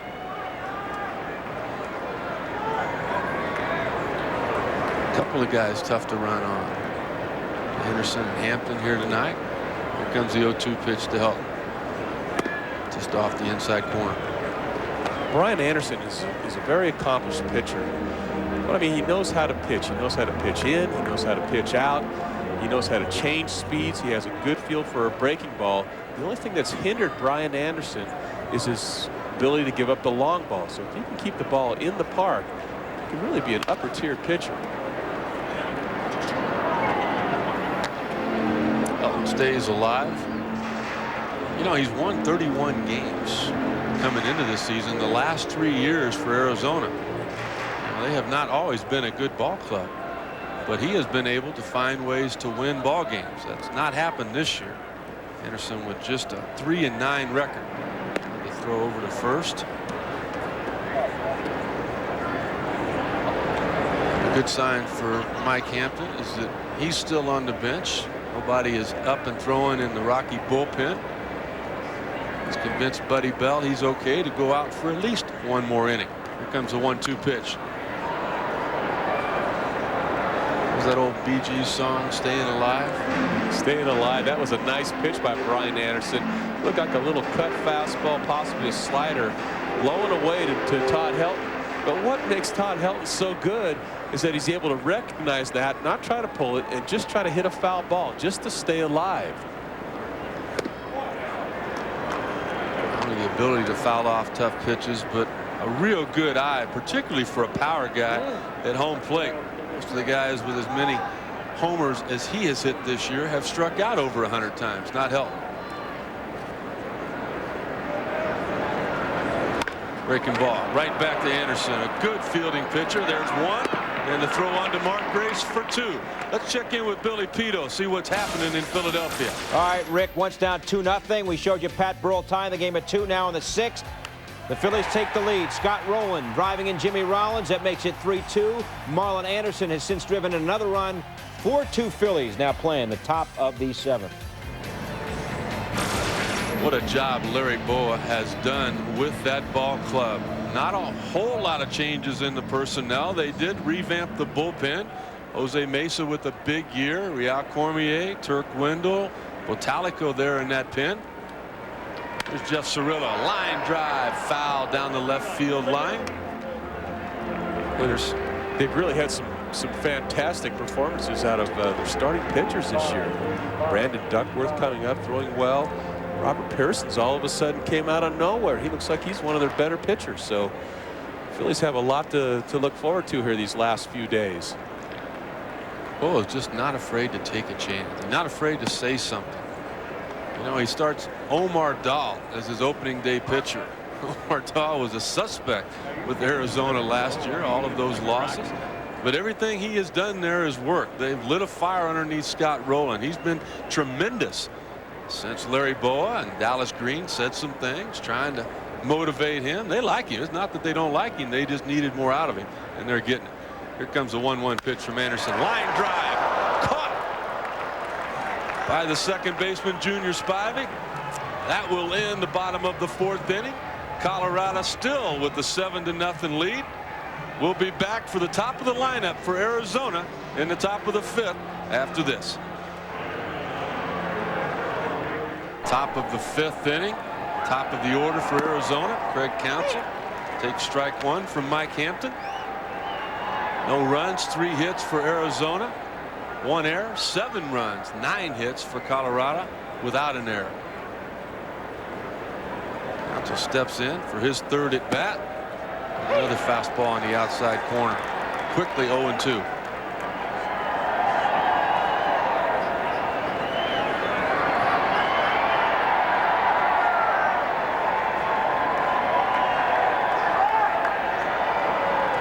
Brindley about Craig Counsell. He said he's just a big league ball player. There's a ground ball. Todd Helton stepping back, getting the ball on a good hop, knowing Mike Hampton's going to be there in plenty of time.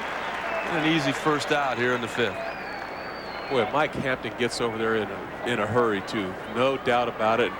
And look at that beautiful sunset. It doesn't get any better than that. Well, you've got those mountains and just the lack of humidity here. A beautiful place to be a fan of a baseball team. In steps Junior Spivey. Junior's 0 for 1. Fielder's choice in the 1st. Walked to lead off the top of the 3rd inning. He takes ball 1.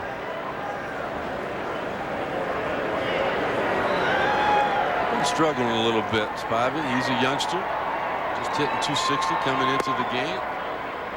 Cut fastball just off the inside corner. Count 2-0. You're a young kid like Spivey and you're thrown into that veteran clubhouse. It's a little bit tough to find somebody to talk to, isn't it?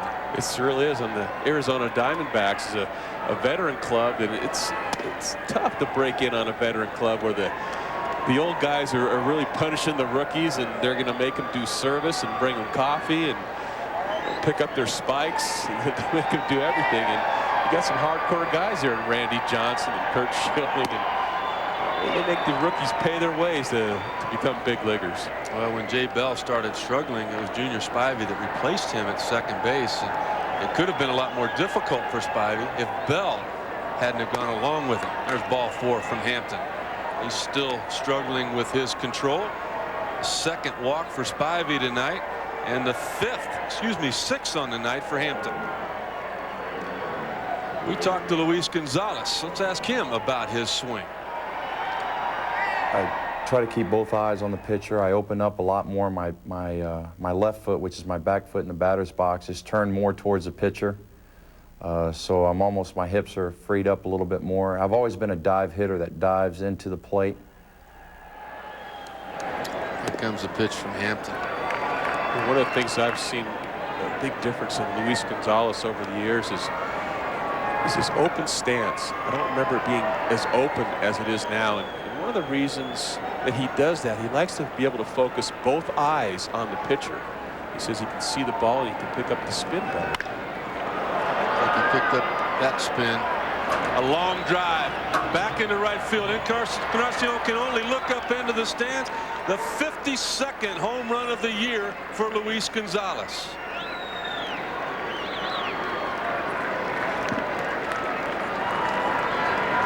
The base on ball has not hurt Mike Hampton up to this point, but it did there. He hung a breaking ball to Gonzo, and finally Arizona with something on the scoreboard. Well, again, look at Gonzo step in on that ball. It's a breaking ball coming from the inside part of the plate to the middle. And Gonzo, he's breaking into that. That's his power zone. And he got underneath the ball, put some backspin on it. And anytime you put some backspin on it here at Coors Field, ball's going to go a long ways.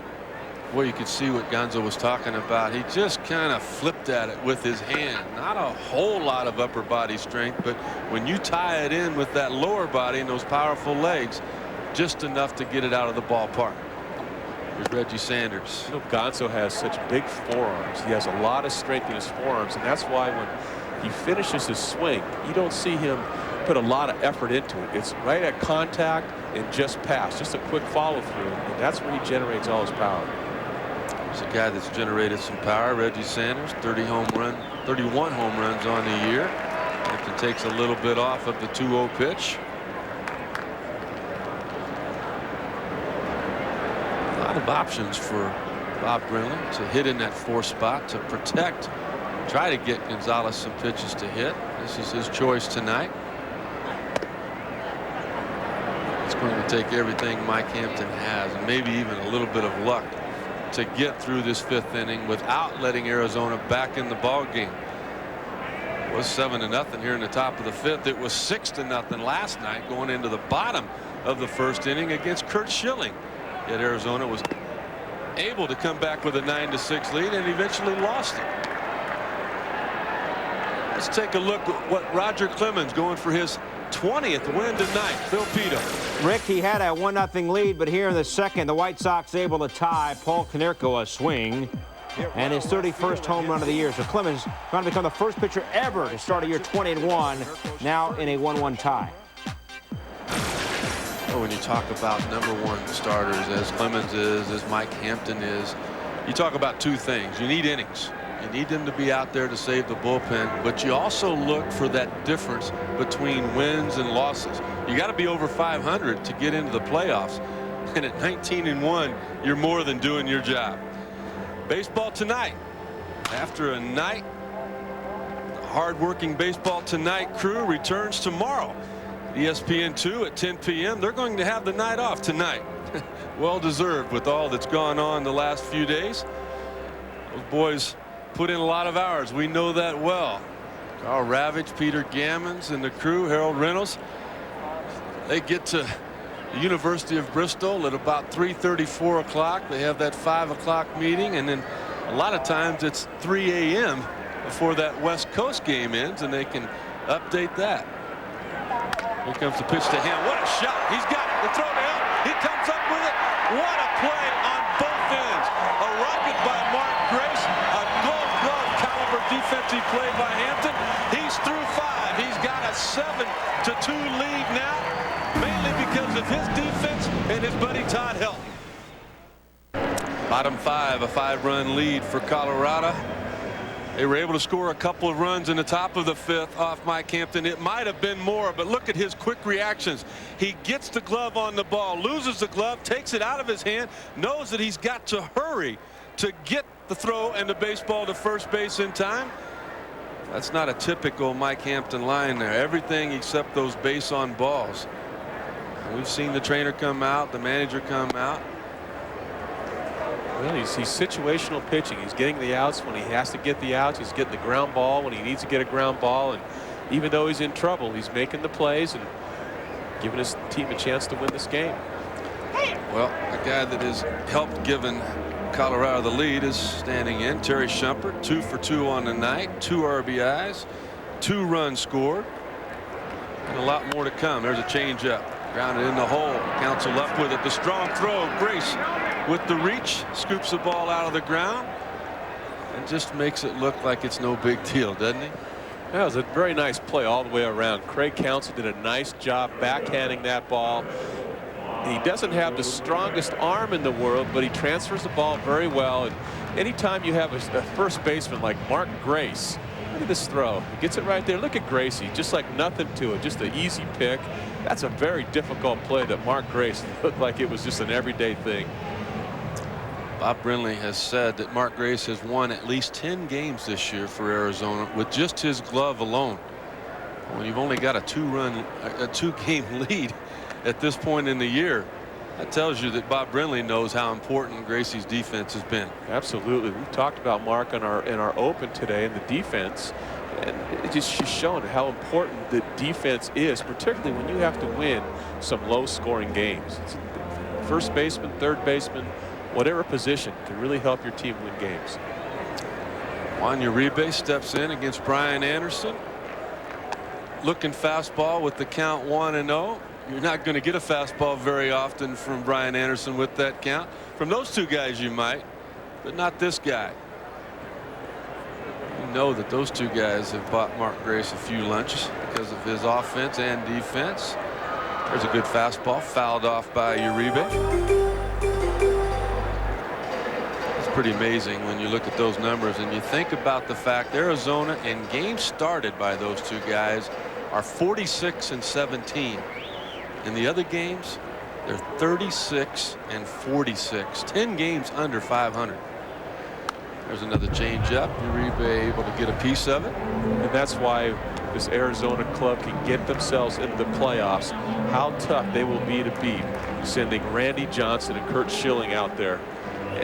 There probably is not a better 1-2 combination in baseball this year than those two guys. Comes the 1-2 pitch. Once again fouled off. Well, you stop and think about a 5-game series to have those guys in line, which a divisional series would be, and they're going to pitch at least 3 times. You get into a 7-game series, they could possibly pitch 4 times. And I think out of everybody that was affected by the layoff and all that happened in New York, one guy it showed up the most on Take a look at Uribe. He pops it up. Reggie Sanders comes in, retired. But last night, Curt Schilling, with a 6-run lead, just did not seem to be in it. Eventually coming out, taking himself basically out of the ball game. That's not the Curt Schilling that we have known. Already won 20 games. Look at that last night. 6 runs allowed, 10 hits. What a year he is having. It just seemed like he had more trouble focusing last night than a lot of people that were out on the field. I was going to say he comes so prepared every time that he pitches that anytime you've had a long layoff, your location, your command is going to be off a little bit, but your mental psyche and what you're taking on the field with all the other things that are going around in the world, I think that really affected Curt Schilling. Mario Encarnacion up for his 3rd time. He had a base hit and scored a run in his last at bat. 2 outs here, bottom of the 5th inning. Colorado with a 7-2 lead. Ryan Anderson with the 1-1 pitch. Base hit up the middle again from Mario Encarnacion. Let's head back to the studio with Billy Pito. Rick, thank you. We showed you Paul Konerko tying up Roger Clemens and the Yanks in the bottom of the 2nd, but the Yanks come right back. Top of the 3rd for Derek Jeter.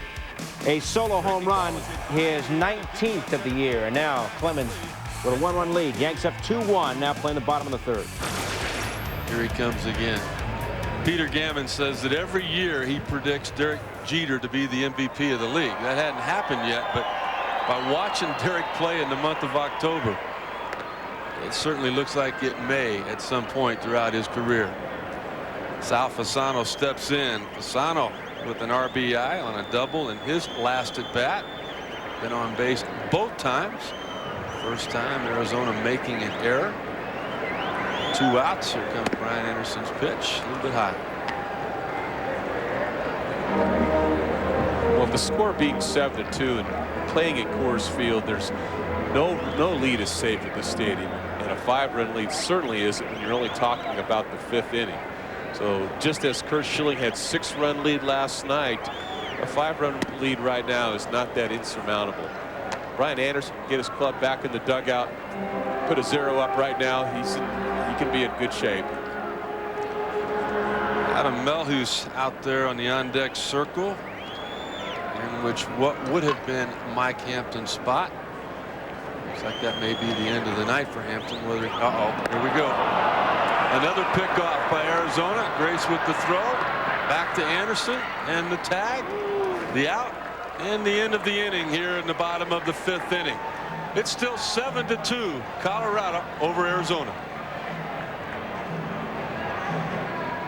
We're in the top of the 6th inning right now with the Colorado Rockies leading the Arizona Diamondbacks 7-2. And this copyrighted telecast is presented by the authority of the Commissioner of Baseball and may not be reproduced or retransmitted in any form. And the accounts and descriptions of this game may not be disseminated without express written consent. I'm proud of you for doing that for me. I'm trying to help you out. My first game ever as a play-by-play guy. That scared me the most. Hey, for the most extensive coverage of Major League Baseball, log on to MLB.com. Major League Baseball. Connect with it. Well, the Colorado Rockies have connected for 7 runs tonight. They lead 7-2. New pitcher for the Rockies is Justin Spire. Big, tall right-hander. Justin Spire is the son of the 3rd base coach for Arizona, Chris Spire. Former terrific shortstop, many years at the big league level. First hitter that Spire is going to face, stepping in, is Jay Bell. Well, Justin Spire came over from the Cleveland Indian organization. Terrific year last year. Really has a super power arm, has a great split-fingered fastball, great stuff. And when he keeps his walks down, as he has this year, he's going to be a very, very effective pitcher. I just can't imagine a right-handed hitter being real comfortable against that man's son. Let me ask you honestly. I mean, you know, he got Diamondbacks on his jersey, but he's got to be pulling for his son, doesn't he? I think there's a big part of him that wants his son to do very, very well. And I think it's one of those situations where, son, have a great job tonight, but please let us win the game. Chris Spire might say he's pulling for the Diamondbacks, but we know different. Here comes a 1-2 pitch. There's that good split-fingered fastball you talked about. Jay Bell just able to get a piece of it. You know, it's really funny. You see some pitchers that take their grip of their signature pitch before they get ready to throw. Justin Spire, as we said, has a great split-fingered fastball, but he really has his fingers. Look at that, right on the outside perimeters of the ball.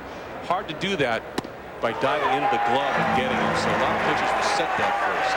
Well, he set that fastball into the glove of Sal Fasano right on the inside corner where he was sitting, where the home plate umpire was looking, but not where Jay Bell was looking. It's the second called strike 3 on Jay Bell tonight, and the first out here in the top of the 6th. So a little wiggle of the glove by Justin Spire, and sometimes when you see some movement in the glove, you see the finger position of the ball change in your hand. And that's why he went from the splitter to the fastball. Steve Finley pops up in foul territory, handled by Sal Fasano for the second out here in the top of the 6th. I'll bring up Damian Miller. Damian 1 for 1 on the night, got his average up over 270. What a solid year this has been for Damian. When you talk to Bob Brinley, the manager of Arizona, a lot of the coaches and players, they say this is the Gold Glove winner as far as catchers in the National League this year. I might have to agree. You think about handling Randy Johnson and Kurt Schilling and all of the difficulties. I mean, Bob Brinley being a former catcher, he would know a lot about what a job his catcher's done for him this year. And I think every club that you see that has a manager as a former catcher, that particular catcher on that club puts a lot of credence and preparation. They really take pride in handling a pitching staff, keeping the communication, the lines of communication open with the pitchers. And I think that's a tribute to the manager. Boy, really a tribute to Buddy Bell as a team that's in last place as his team is, to play as hard as they are, to come back last night 3 different times, to win that game in the bottom of the 9th. There are a lot of teams at this point of the year that they kind of lay down. They don't give the effort that they did earlier. And managers get fired. They lose their jobs because of that. But that is not happening here because of that man. No, and I think particularly at this stage of what's happening around the world, nobody is going to give up at any particular time. They want to go out and put on a great performance. Everybody we see is hustling. We noticed Sal Fasano on a pop-up to the infield, running as hard as anybody could run to second base. And I think everybody is taking it upon themselves to give the best type of performance that they can give. Here comes the 2-2 pitch. Popped up on the infield. Who's going to take it? Shortstop Juan Uribe signals for it. He makes the play. 7-2, Colorado. Will be Mark Grace. And why don't we throw it perfectly to Bill Pito? Okay, Rick, the Phillies extending their lead against Atlanta. Once down 2-0. They're up 4-2 here in the 7th. Felipe Crespo, base hit, dropping in right field. Drives in another run, and Philadelphia is still batting, up 5-2, bases loaded. We'll keep you posted, bottom 7.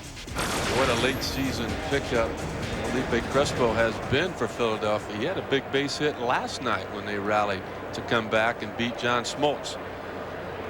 1 out here.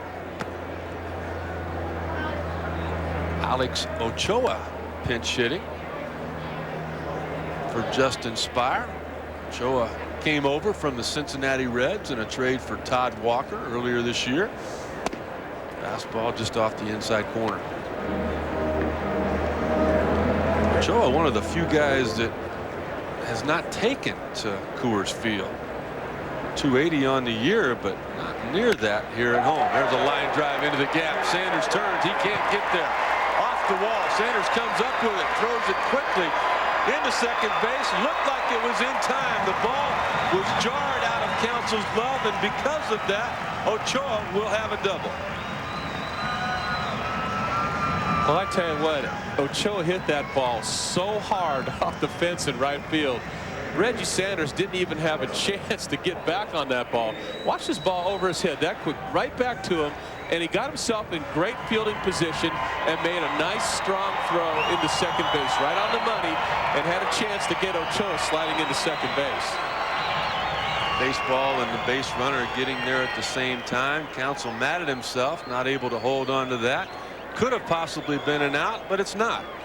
Back to the top of the order. Juan Pierre right back up the middle. That's a base hit. Rich Donnelly waving Alex Ochoa to throw to home. Not in time. Ochoa scores.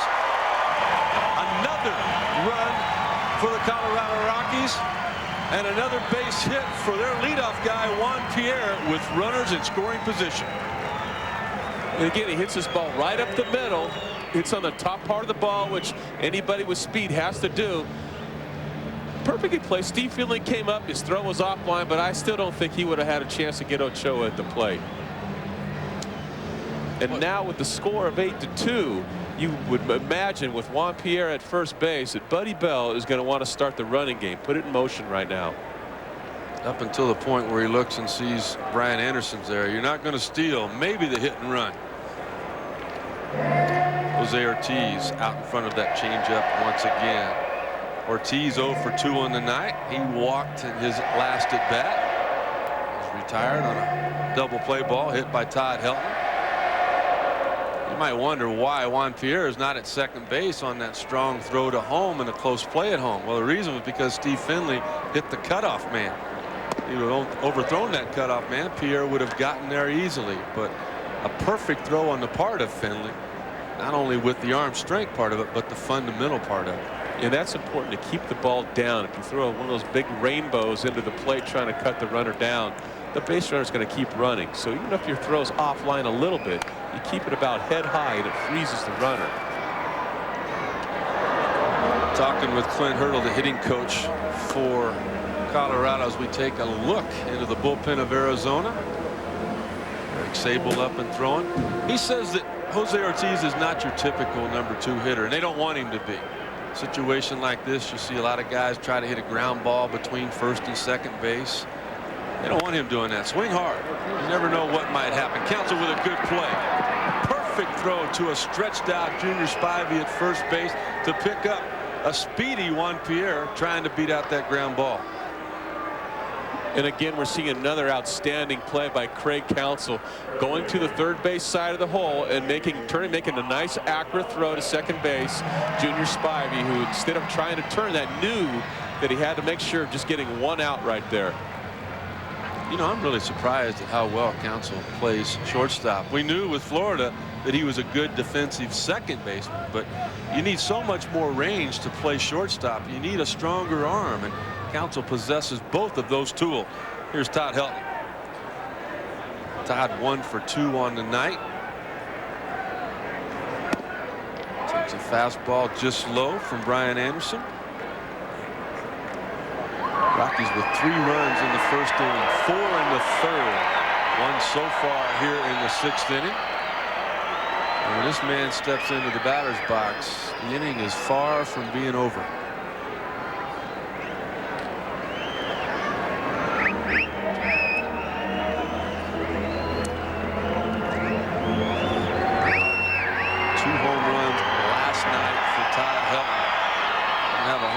Tonight, but he's got a double. This looks like the first at bat for Todd when Albi Lopez walked him on 4 pitches, not even close. Todd Helton 8 for 21 in his career, just a shade under 400 against Brian Anderson. I'd be careful too. You know, we might both still be playing if we can get away with that pitch. Well, Curt Schilling did not get away with one. That's a pretty good splitter on the outer half of the plate. Hit a long ways.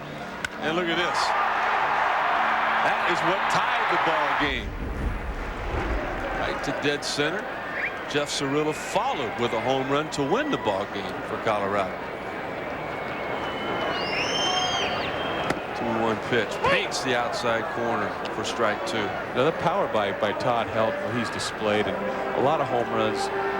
They're just not Coors Field home runs. He's hitting the ball with a lot of authority. Like I said, he sprays the ball, hits with power, has great gap power, has great speed, does so many things so well. Oh, good changeup from Anderson to strike out Todd Helton and retire the side. It's 8-2. We'll be back for the top of the 7th. Arizona manager Bob Brenly sending up a pinch hitter, David DeLucci. It's the 51st time Bob Brenly has sent DeLucci up to do that. 17 hits, 5 homers as a pinch hitter. Takes the first pitch from Justin Spire for a strike. Well, David DeLucci is one of those guys that could be starting for a number of teams in Major League Baseball right now. And tell you what, you need a good bench to go far in the postseason, and Bob Brenly has a very nice bench. Just under 300 for David DeLucci in his career as a pinch hitter. And also one of those guys, not only come off the bench and get a hit to start an inning, he has always hit well with runners in scoring position. Good breaking ball on the outside part of the plate for the second strike. Activity up for Arizona. Eric Sable once again. Looks like he will come on to pitch the bottom of the 7th for Bob Brenly. There's a bloop into left field. Here comes Alex Ochoa. Plenty of time. Makes the catch. And that's the first out here in the top of the 7th. Back to the top of the order, and Craig Counsell. Counsell 1 for 3 on the night. Led off the ball game with a base hit. Hit the ball hard in his last at bat, but Todd Helton made a nice play. Flipped it to Mike Hampton cover. Well, this is the time of the game where the Arizona Diamondbacks need to get something going. Craig Counsell needs to try to get on base. Followed up by Junior Spire. They need to get some guys on for Luis Gonzalez.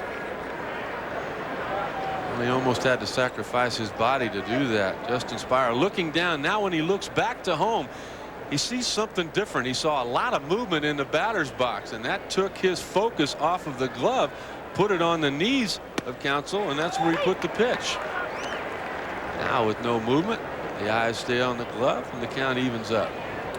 Yeah, a lot of pitchers have a tendency to flinch a little bit when all of a sudden you see the hitter up there fake like he's going to bunt.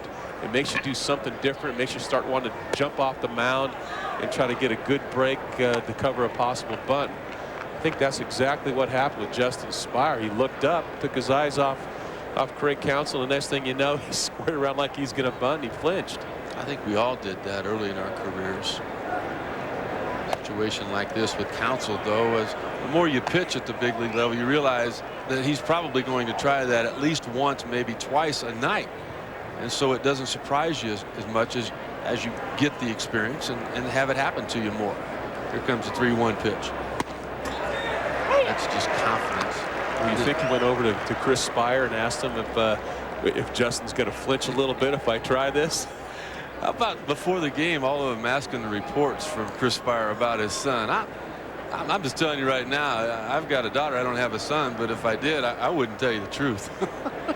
Here comes the 3-2 pitch. It's like a little bloop. In comes Alex Ochoa once again, and able to make the second out, basically like he did the first out here in the top of the 7th. That'll bring up Junior Spivey. Junior 0 for 1 on the night. Has walked his last 2 times. Walked in the 5th inning. Eventually scored when Luis Gonzalez hit that 2-run homer. They really like this kid a lot. They know that he has the range defensively, flashes of offense that get him excited. And more than anything, Gonzalez and Grace tell you he's a great kid.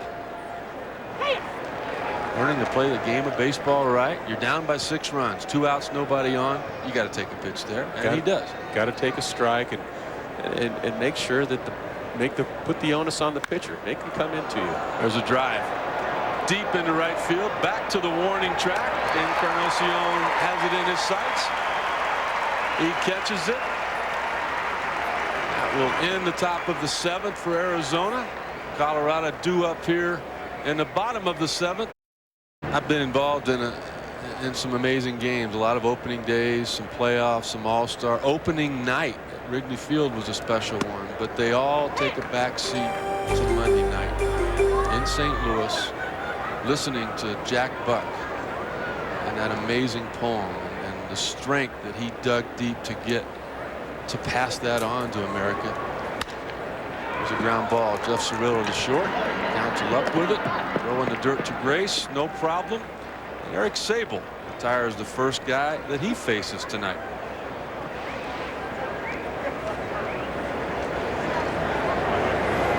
Sable back in 1996, a 42nd round draft pick for Arizona. That was the first year of the draft for them. Back in '99, he pitched in 7 winning games for that divisional championship team. And in September of last year, had to have some elbow surgery. Arizona glad to see him back.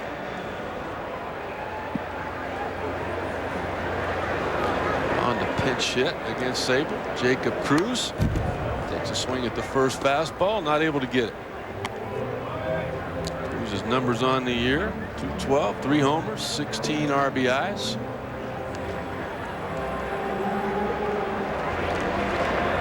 Pinch hitting for Justin Spire. Spire did a terrific job in his 2 innings of work, retiring all 6 guys that he faced. Off speed pitch down, evens the count at 1-1. About a situational lefty and a good one. Mike Myers up and throwing. First guy he's due to face in the top of the 8th inning will be a left-handed hitter, Luis Gonzalez. Backdoor breaking ball. Cruz fouls it off. Sable ahead in the count 1-2. Well, when you watch Mike Myers out there pitch, now we see Gabe White out there also getting loose. I don't know how anybody hits Mike Myers with that wicked arm delivery, and talk about a situational lefty to have to go up there and look at those arm angles and the break and the movement of his pitches for 1 at bat. That's tough. There's some break and movement on that breaking pitch. 2nd out. Wednesday night baseball later tonight. Following us at 10 p.m. Eastern on ESPN. The Astros versus the Giants. Barry Bond didn't homer last night, stuck on 63. And the Astros rallied for a win off the Giants closer Rob Nin. And on ESPN 2, San Diego Padres against the Dodgers. Padres rallied for a win. Dodgers losers of 4 straight, desperately needing a big effort tonight. On the mound for them is James Baldwin. Take a look at those standings. The Diamondbacks currently behind 8-2 here in the bottom of the 7th. All you care about at this time of the year is that loss column. They lost tonight. San Francisco knows they're just 1 away from where they would like to be. Boy, they can add a lot of pressure. And again, it seems like every September Dusty Baker gets his team playing well. And I don't think this September is going to be any different. They just seem to respond to Dusty. And I think it's going to be a very exciting race all the way down to the last day of the season. I'll tell you who else is responding are those St. Louis Cardinals. They won again today. Here comes the 0-2 pitch. Strike 3. Uribe strikes out swinging. That ends the inning. A very good inning of work for Eric Sable. Still 8-2.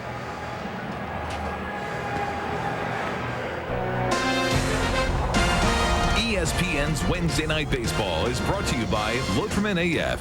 Get the cure that's proven to kill athlete's foot on the whole foot. Lotrimin AF, the killer cure.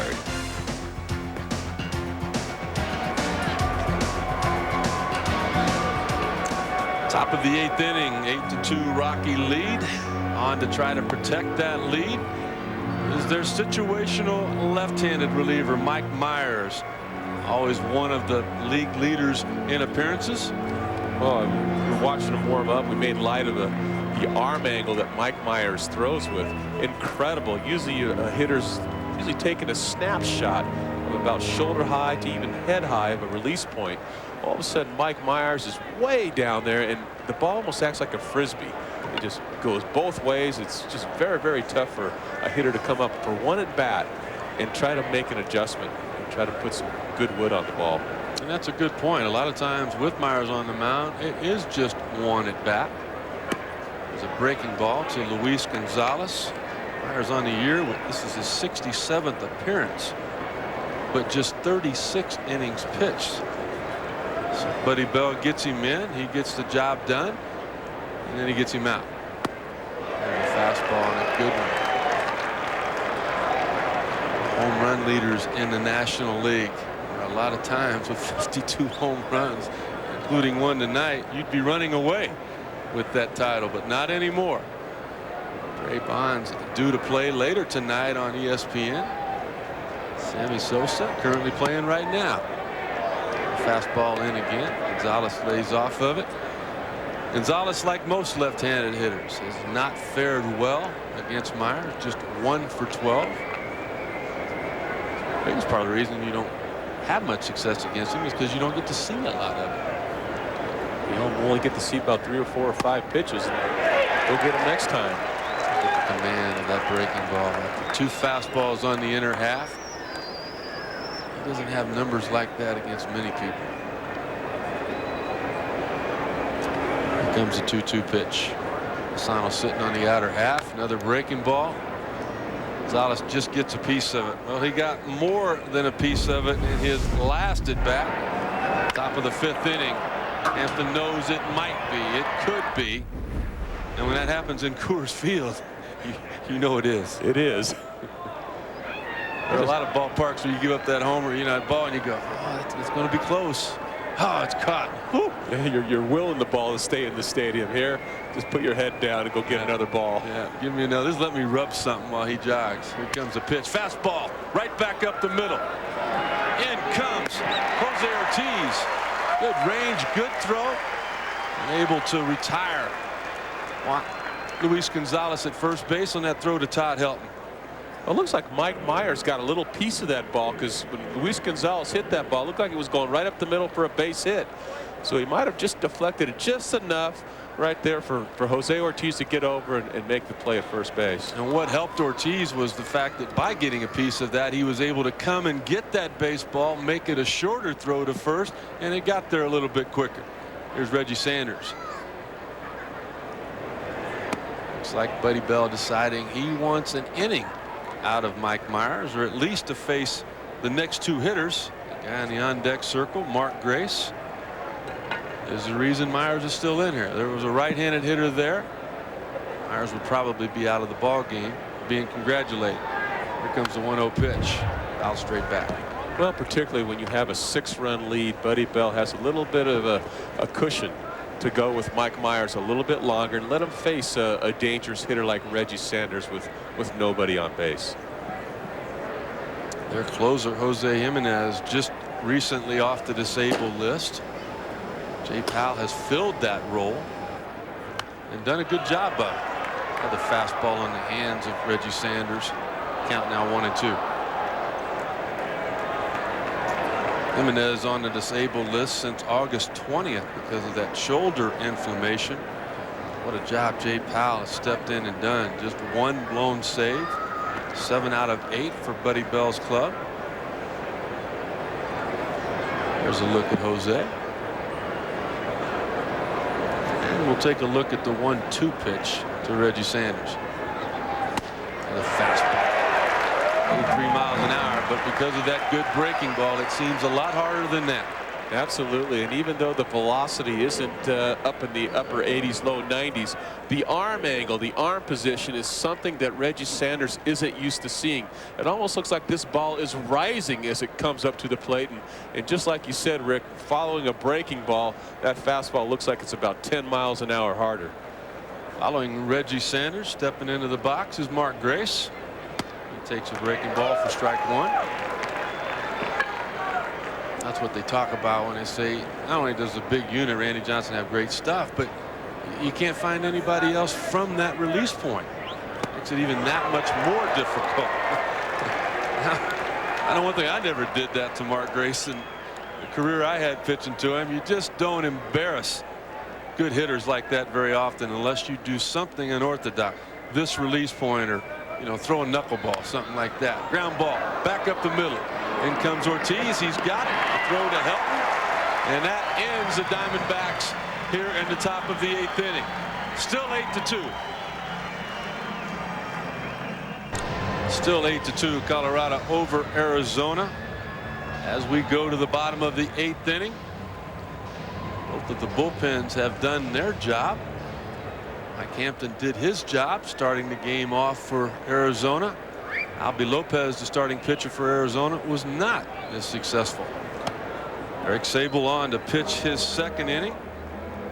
Pitched a scoreless bottom of the 7th. He'll face Mario Encarnacion. Sal Fasano on the on-deck circle. Fastball away. Ground ball to Counsell. It's the wrong guy to hit it to. Let's take a look at how we got to this point with the Lotriman key plays of the game. Pretty much the Mike Hampton show. There's a base hit in the 3rd inning to drive in 2 runs.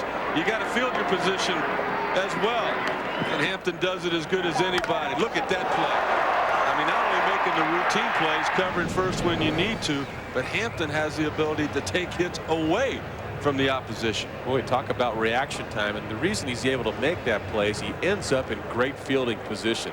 A lot of pitchers aren't able to make that play because they don't land correctly. You know, you being a knuckleball guy, me basically being a fly ball pitcher, I wasn't always ready for the ball to be hit back to me. Guys like Hampton and Greg Maddux, they know when they execute. Speaking of execution, boy, Sal Fasano, what a night he has had. Got on base in the 1st inning. Good hustle. Hit a double and an RBI in his 2nd at bat. And now he's got another base hit. Well, Fasano's making a strong run at maybe being the everyday catcher next year for Colorado. Well, Sal views this as an opportunity to go out and be able to show Buddy Bell that, hey, I'm the guy for your job. And tonight it's one of those examples where you saw the ability he has to run. His hustle has been tremendous. He's made great contact all night. So he's really helping himself in his job situation out for next year. This guy made pretty good contact. Alec Ochoa, pinch hit back in the bottom of the 6th inning. Hit a double, scored a run. Ball just off the outside corner, evens the count at 1-1.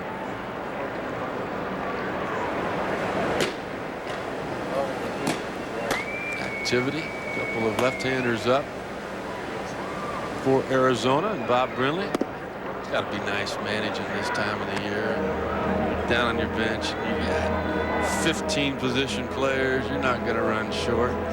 Brenly looks to his bullpen. He's got 5 left-handers, 5 right-handers. He just had to look to his bullpen a little sooner than he planned tonight. There's a 1-2 pitch. Hit hard, but hit off the ankle of Alex Ochoa. Bob Brenly wouldn't even have to call on Steve Finley to come in. Finley featured a knuckleball, he was saying. You see the guard there for Ochoa. You know, he's lucky he had that guard because it did hit into that area, and even though it still hurts, it won't hurt as much being protected.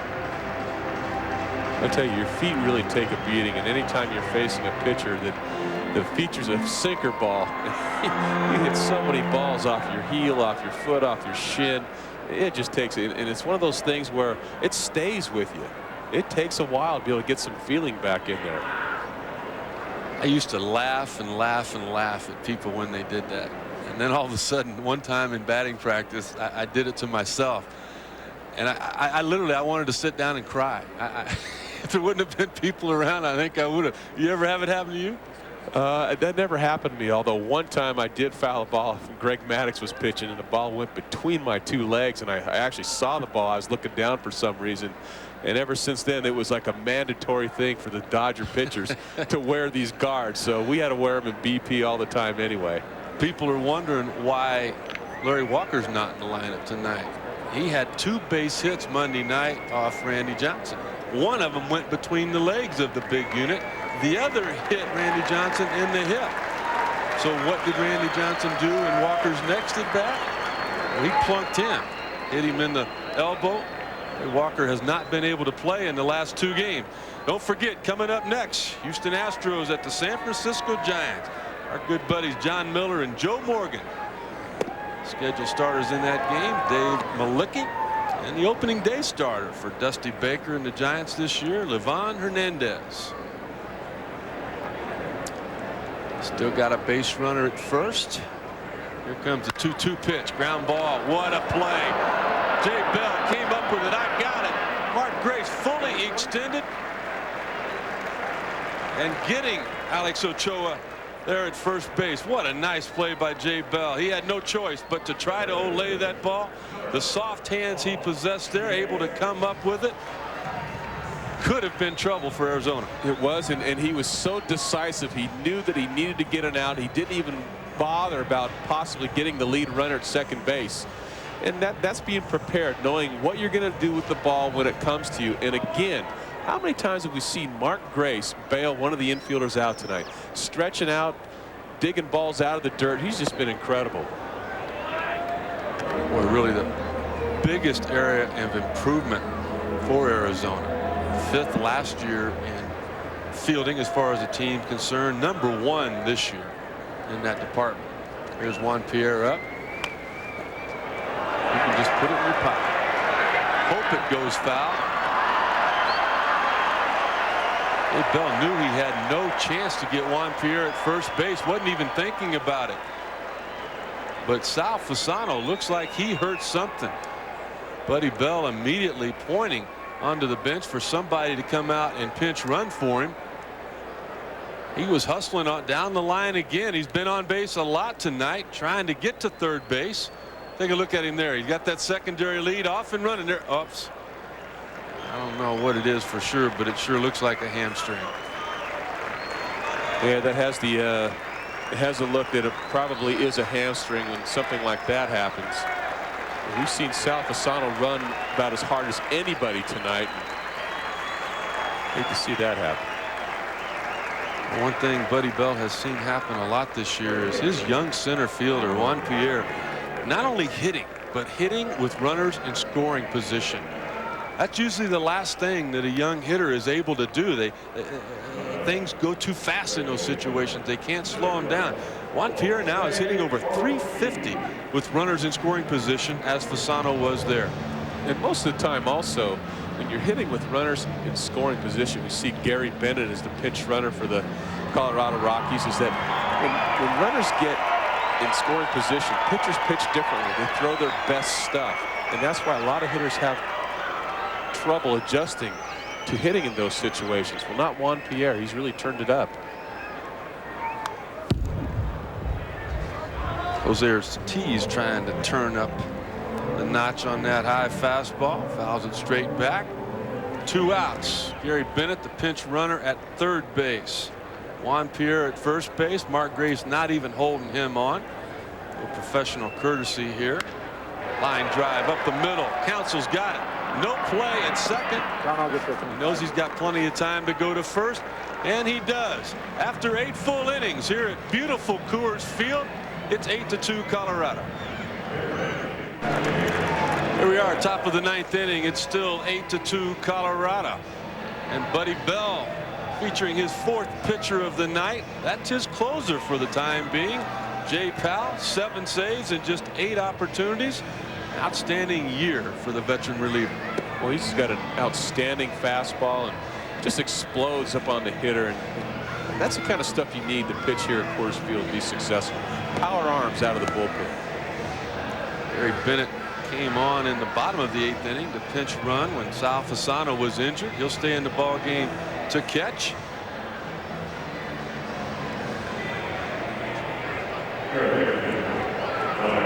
Pinch hitting for Bob Brinley's club. Starting off the top of the 9th here is Lyle Overbay. A lot of options for Bob Brinley over there, and he might just be wanting to take a look at this youngster. You hate calling kids up from AA as the Diamondbacks did with Overbay and not using them. You know, you are trying to win a pennant, but you also are trying to develop people that can help you win pennants later on in their career. And you're also rewarding some of your youngsters for having spectacular years, hitting .352, driving in 100 runs. And even though the Texas League in El Paso is definitely a hitter's park, hey, this is one of the kids for the future of this organization. So why not give him a bat right now? First major league at bat. Second pitch that he sees is a base hit for Lyle Overbay. So you not only give the opportunity for a youngster to have his first major league hit, but you give your team an opportunity to maybe come back. Boy, certainly. And what a happy young kid right there. They're taking his bat and they're taking his ball, and Those will be momentums that he will be able to cherish for the rest of his life. And look at that nice swing right there. Kept his head right down on the ball, kept his front shoulder in there, went down and got it, just completed a swing. That was a very fluid swing. And we know what will happen with that baseball. They'll take another one, and they'll all write on it, and they'll mess up and scratch it out, and they'll say, here you go, kid, sorry, we you know, and just see that big bottom lip of his come out, and then they'll hand him the real thing maybe later on when the game's over. Well, you have to see how these young kids react. That's a growing process. That's really the biggest thing Bob Brenly has added to this veteran team is some levity in situations. There's Steve Finley. Straight back. That'll run the count to 0-2. Finley 0 for 3 on the night. We mentioned earlier what a big second half of the year it has been for Steve Finley. And this is the time of the year where you need people hot. Gonzalez has carried this team all year up until this point. It's time for somebody to help, and that help has come from Craig Counsell, from Steve Finley, from Reggie Sanders. And here comes the 0-1 pitch just off the inside corner. Yeah, you need contributions from everybody, from the bullpen, from the guys that even look like they have meaningless roles. They need to step up. Your setup guys, your long guys, getting a contribution from your other starters, from Bobby Witt, Mike Morgan. This all helps. There's a pop up. Jose Ortiz out easily to catch the ball from Steve Finley. You know, I think the biggest thing Bob Brenly has done to me for this club is he's not afraid to sit down a superstar. I mean, when Steve Finley struggled, he set him out right before the All-Star break and a couple of games back into the break. When Jay Bell struggled, you're going to sit for a while. If you don't play well, you're not going to play. And the respect that they have for Brenly, they accept that. Look at Matt Williams tonight, not in the lineup. You think you wouldn't want 4 or 5 at bats at Coors Field? But he realizes what's happening. He knows that Brenly's got to keep other people fresh, and he wants Matt at 100% going into that 4-game series starting tomorrow in L.A. There's Greg Colbert. Well, it's a resilient bunch of veterans, experienced veterans that are all on the same page. They're all pulling on the same end of the rope with one common goal. They want to go all the way. They want the postseason, and they want to win it all. And they realize that you need to make sacrifices for another guy. And if you're not doing the job, you need to get someone else to come out there to do it, because the team is the first thing, not the individual. You know, when people look at Bob Brenly's team, they say, well, yeah, you know, you've got the big unit and Kurt Schilling. Well, there have been a lot of other things that Bob Brenly has not had this year. He lost his closer, Matt Manti. He lost what was hopefully going to be one of his starters in Todd Stottlemyre. There's a ground ball up the middle. This could be it. Uribe on to Todd Helton, and that ends the ball game. Mike Hampton with the victory tonight. He goes to 14-11. He's now 5-2 in his career against Arizona. Hampton not only pitching well, but swinging the bat well, playing well defensively. And Buddy Bell's club continues to play hard. Final score here at Coors Field, 8-2 Colorado. That will drop the Diamondbacks to just a 1-game lead in that loss column. They're up 1.5 games. The Giants due to play up after this ball game.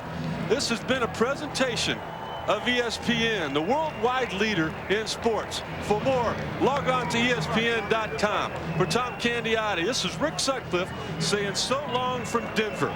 Now to John Miller and Joe Morgan in San Francisco.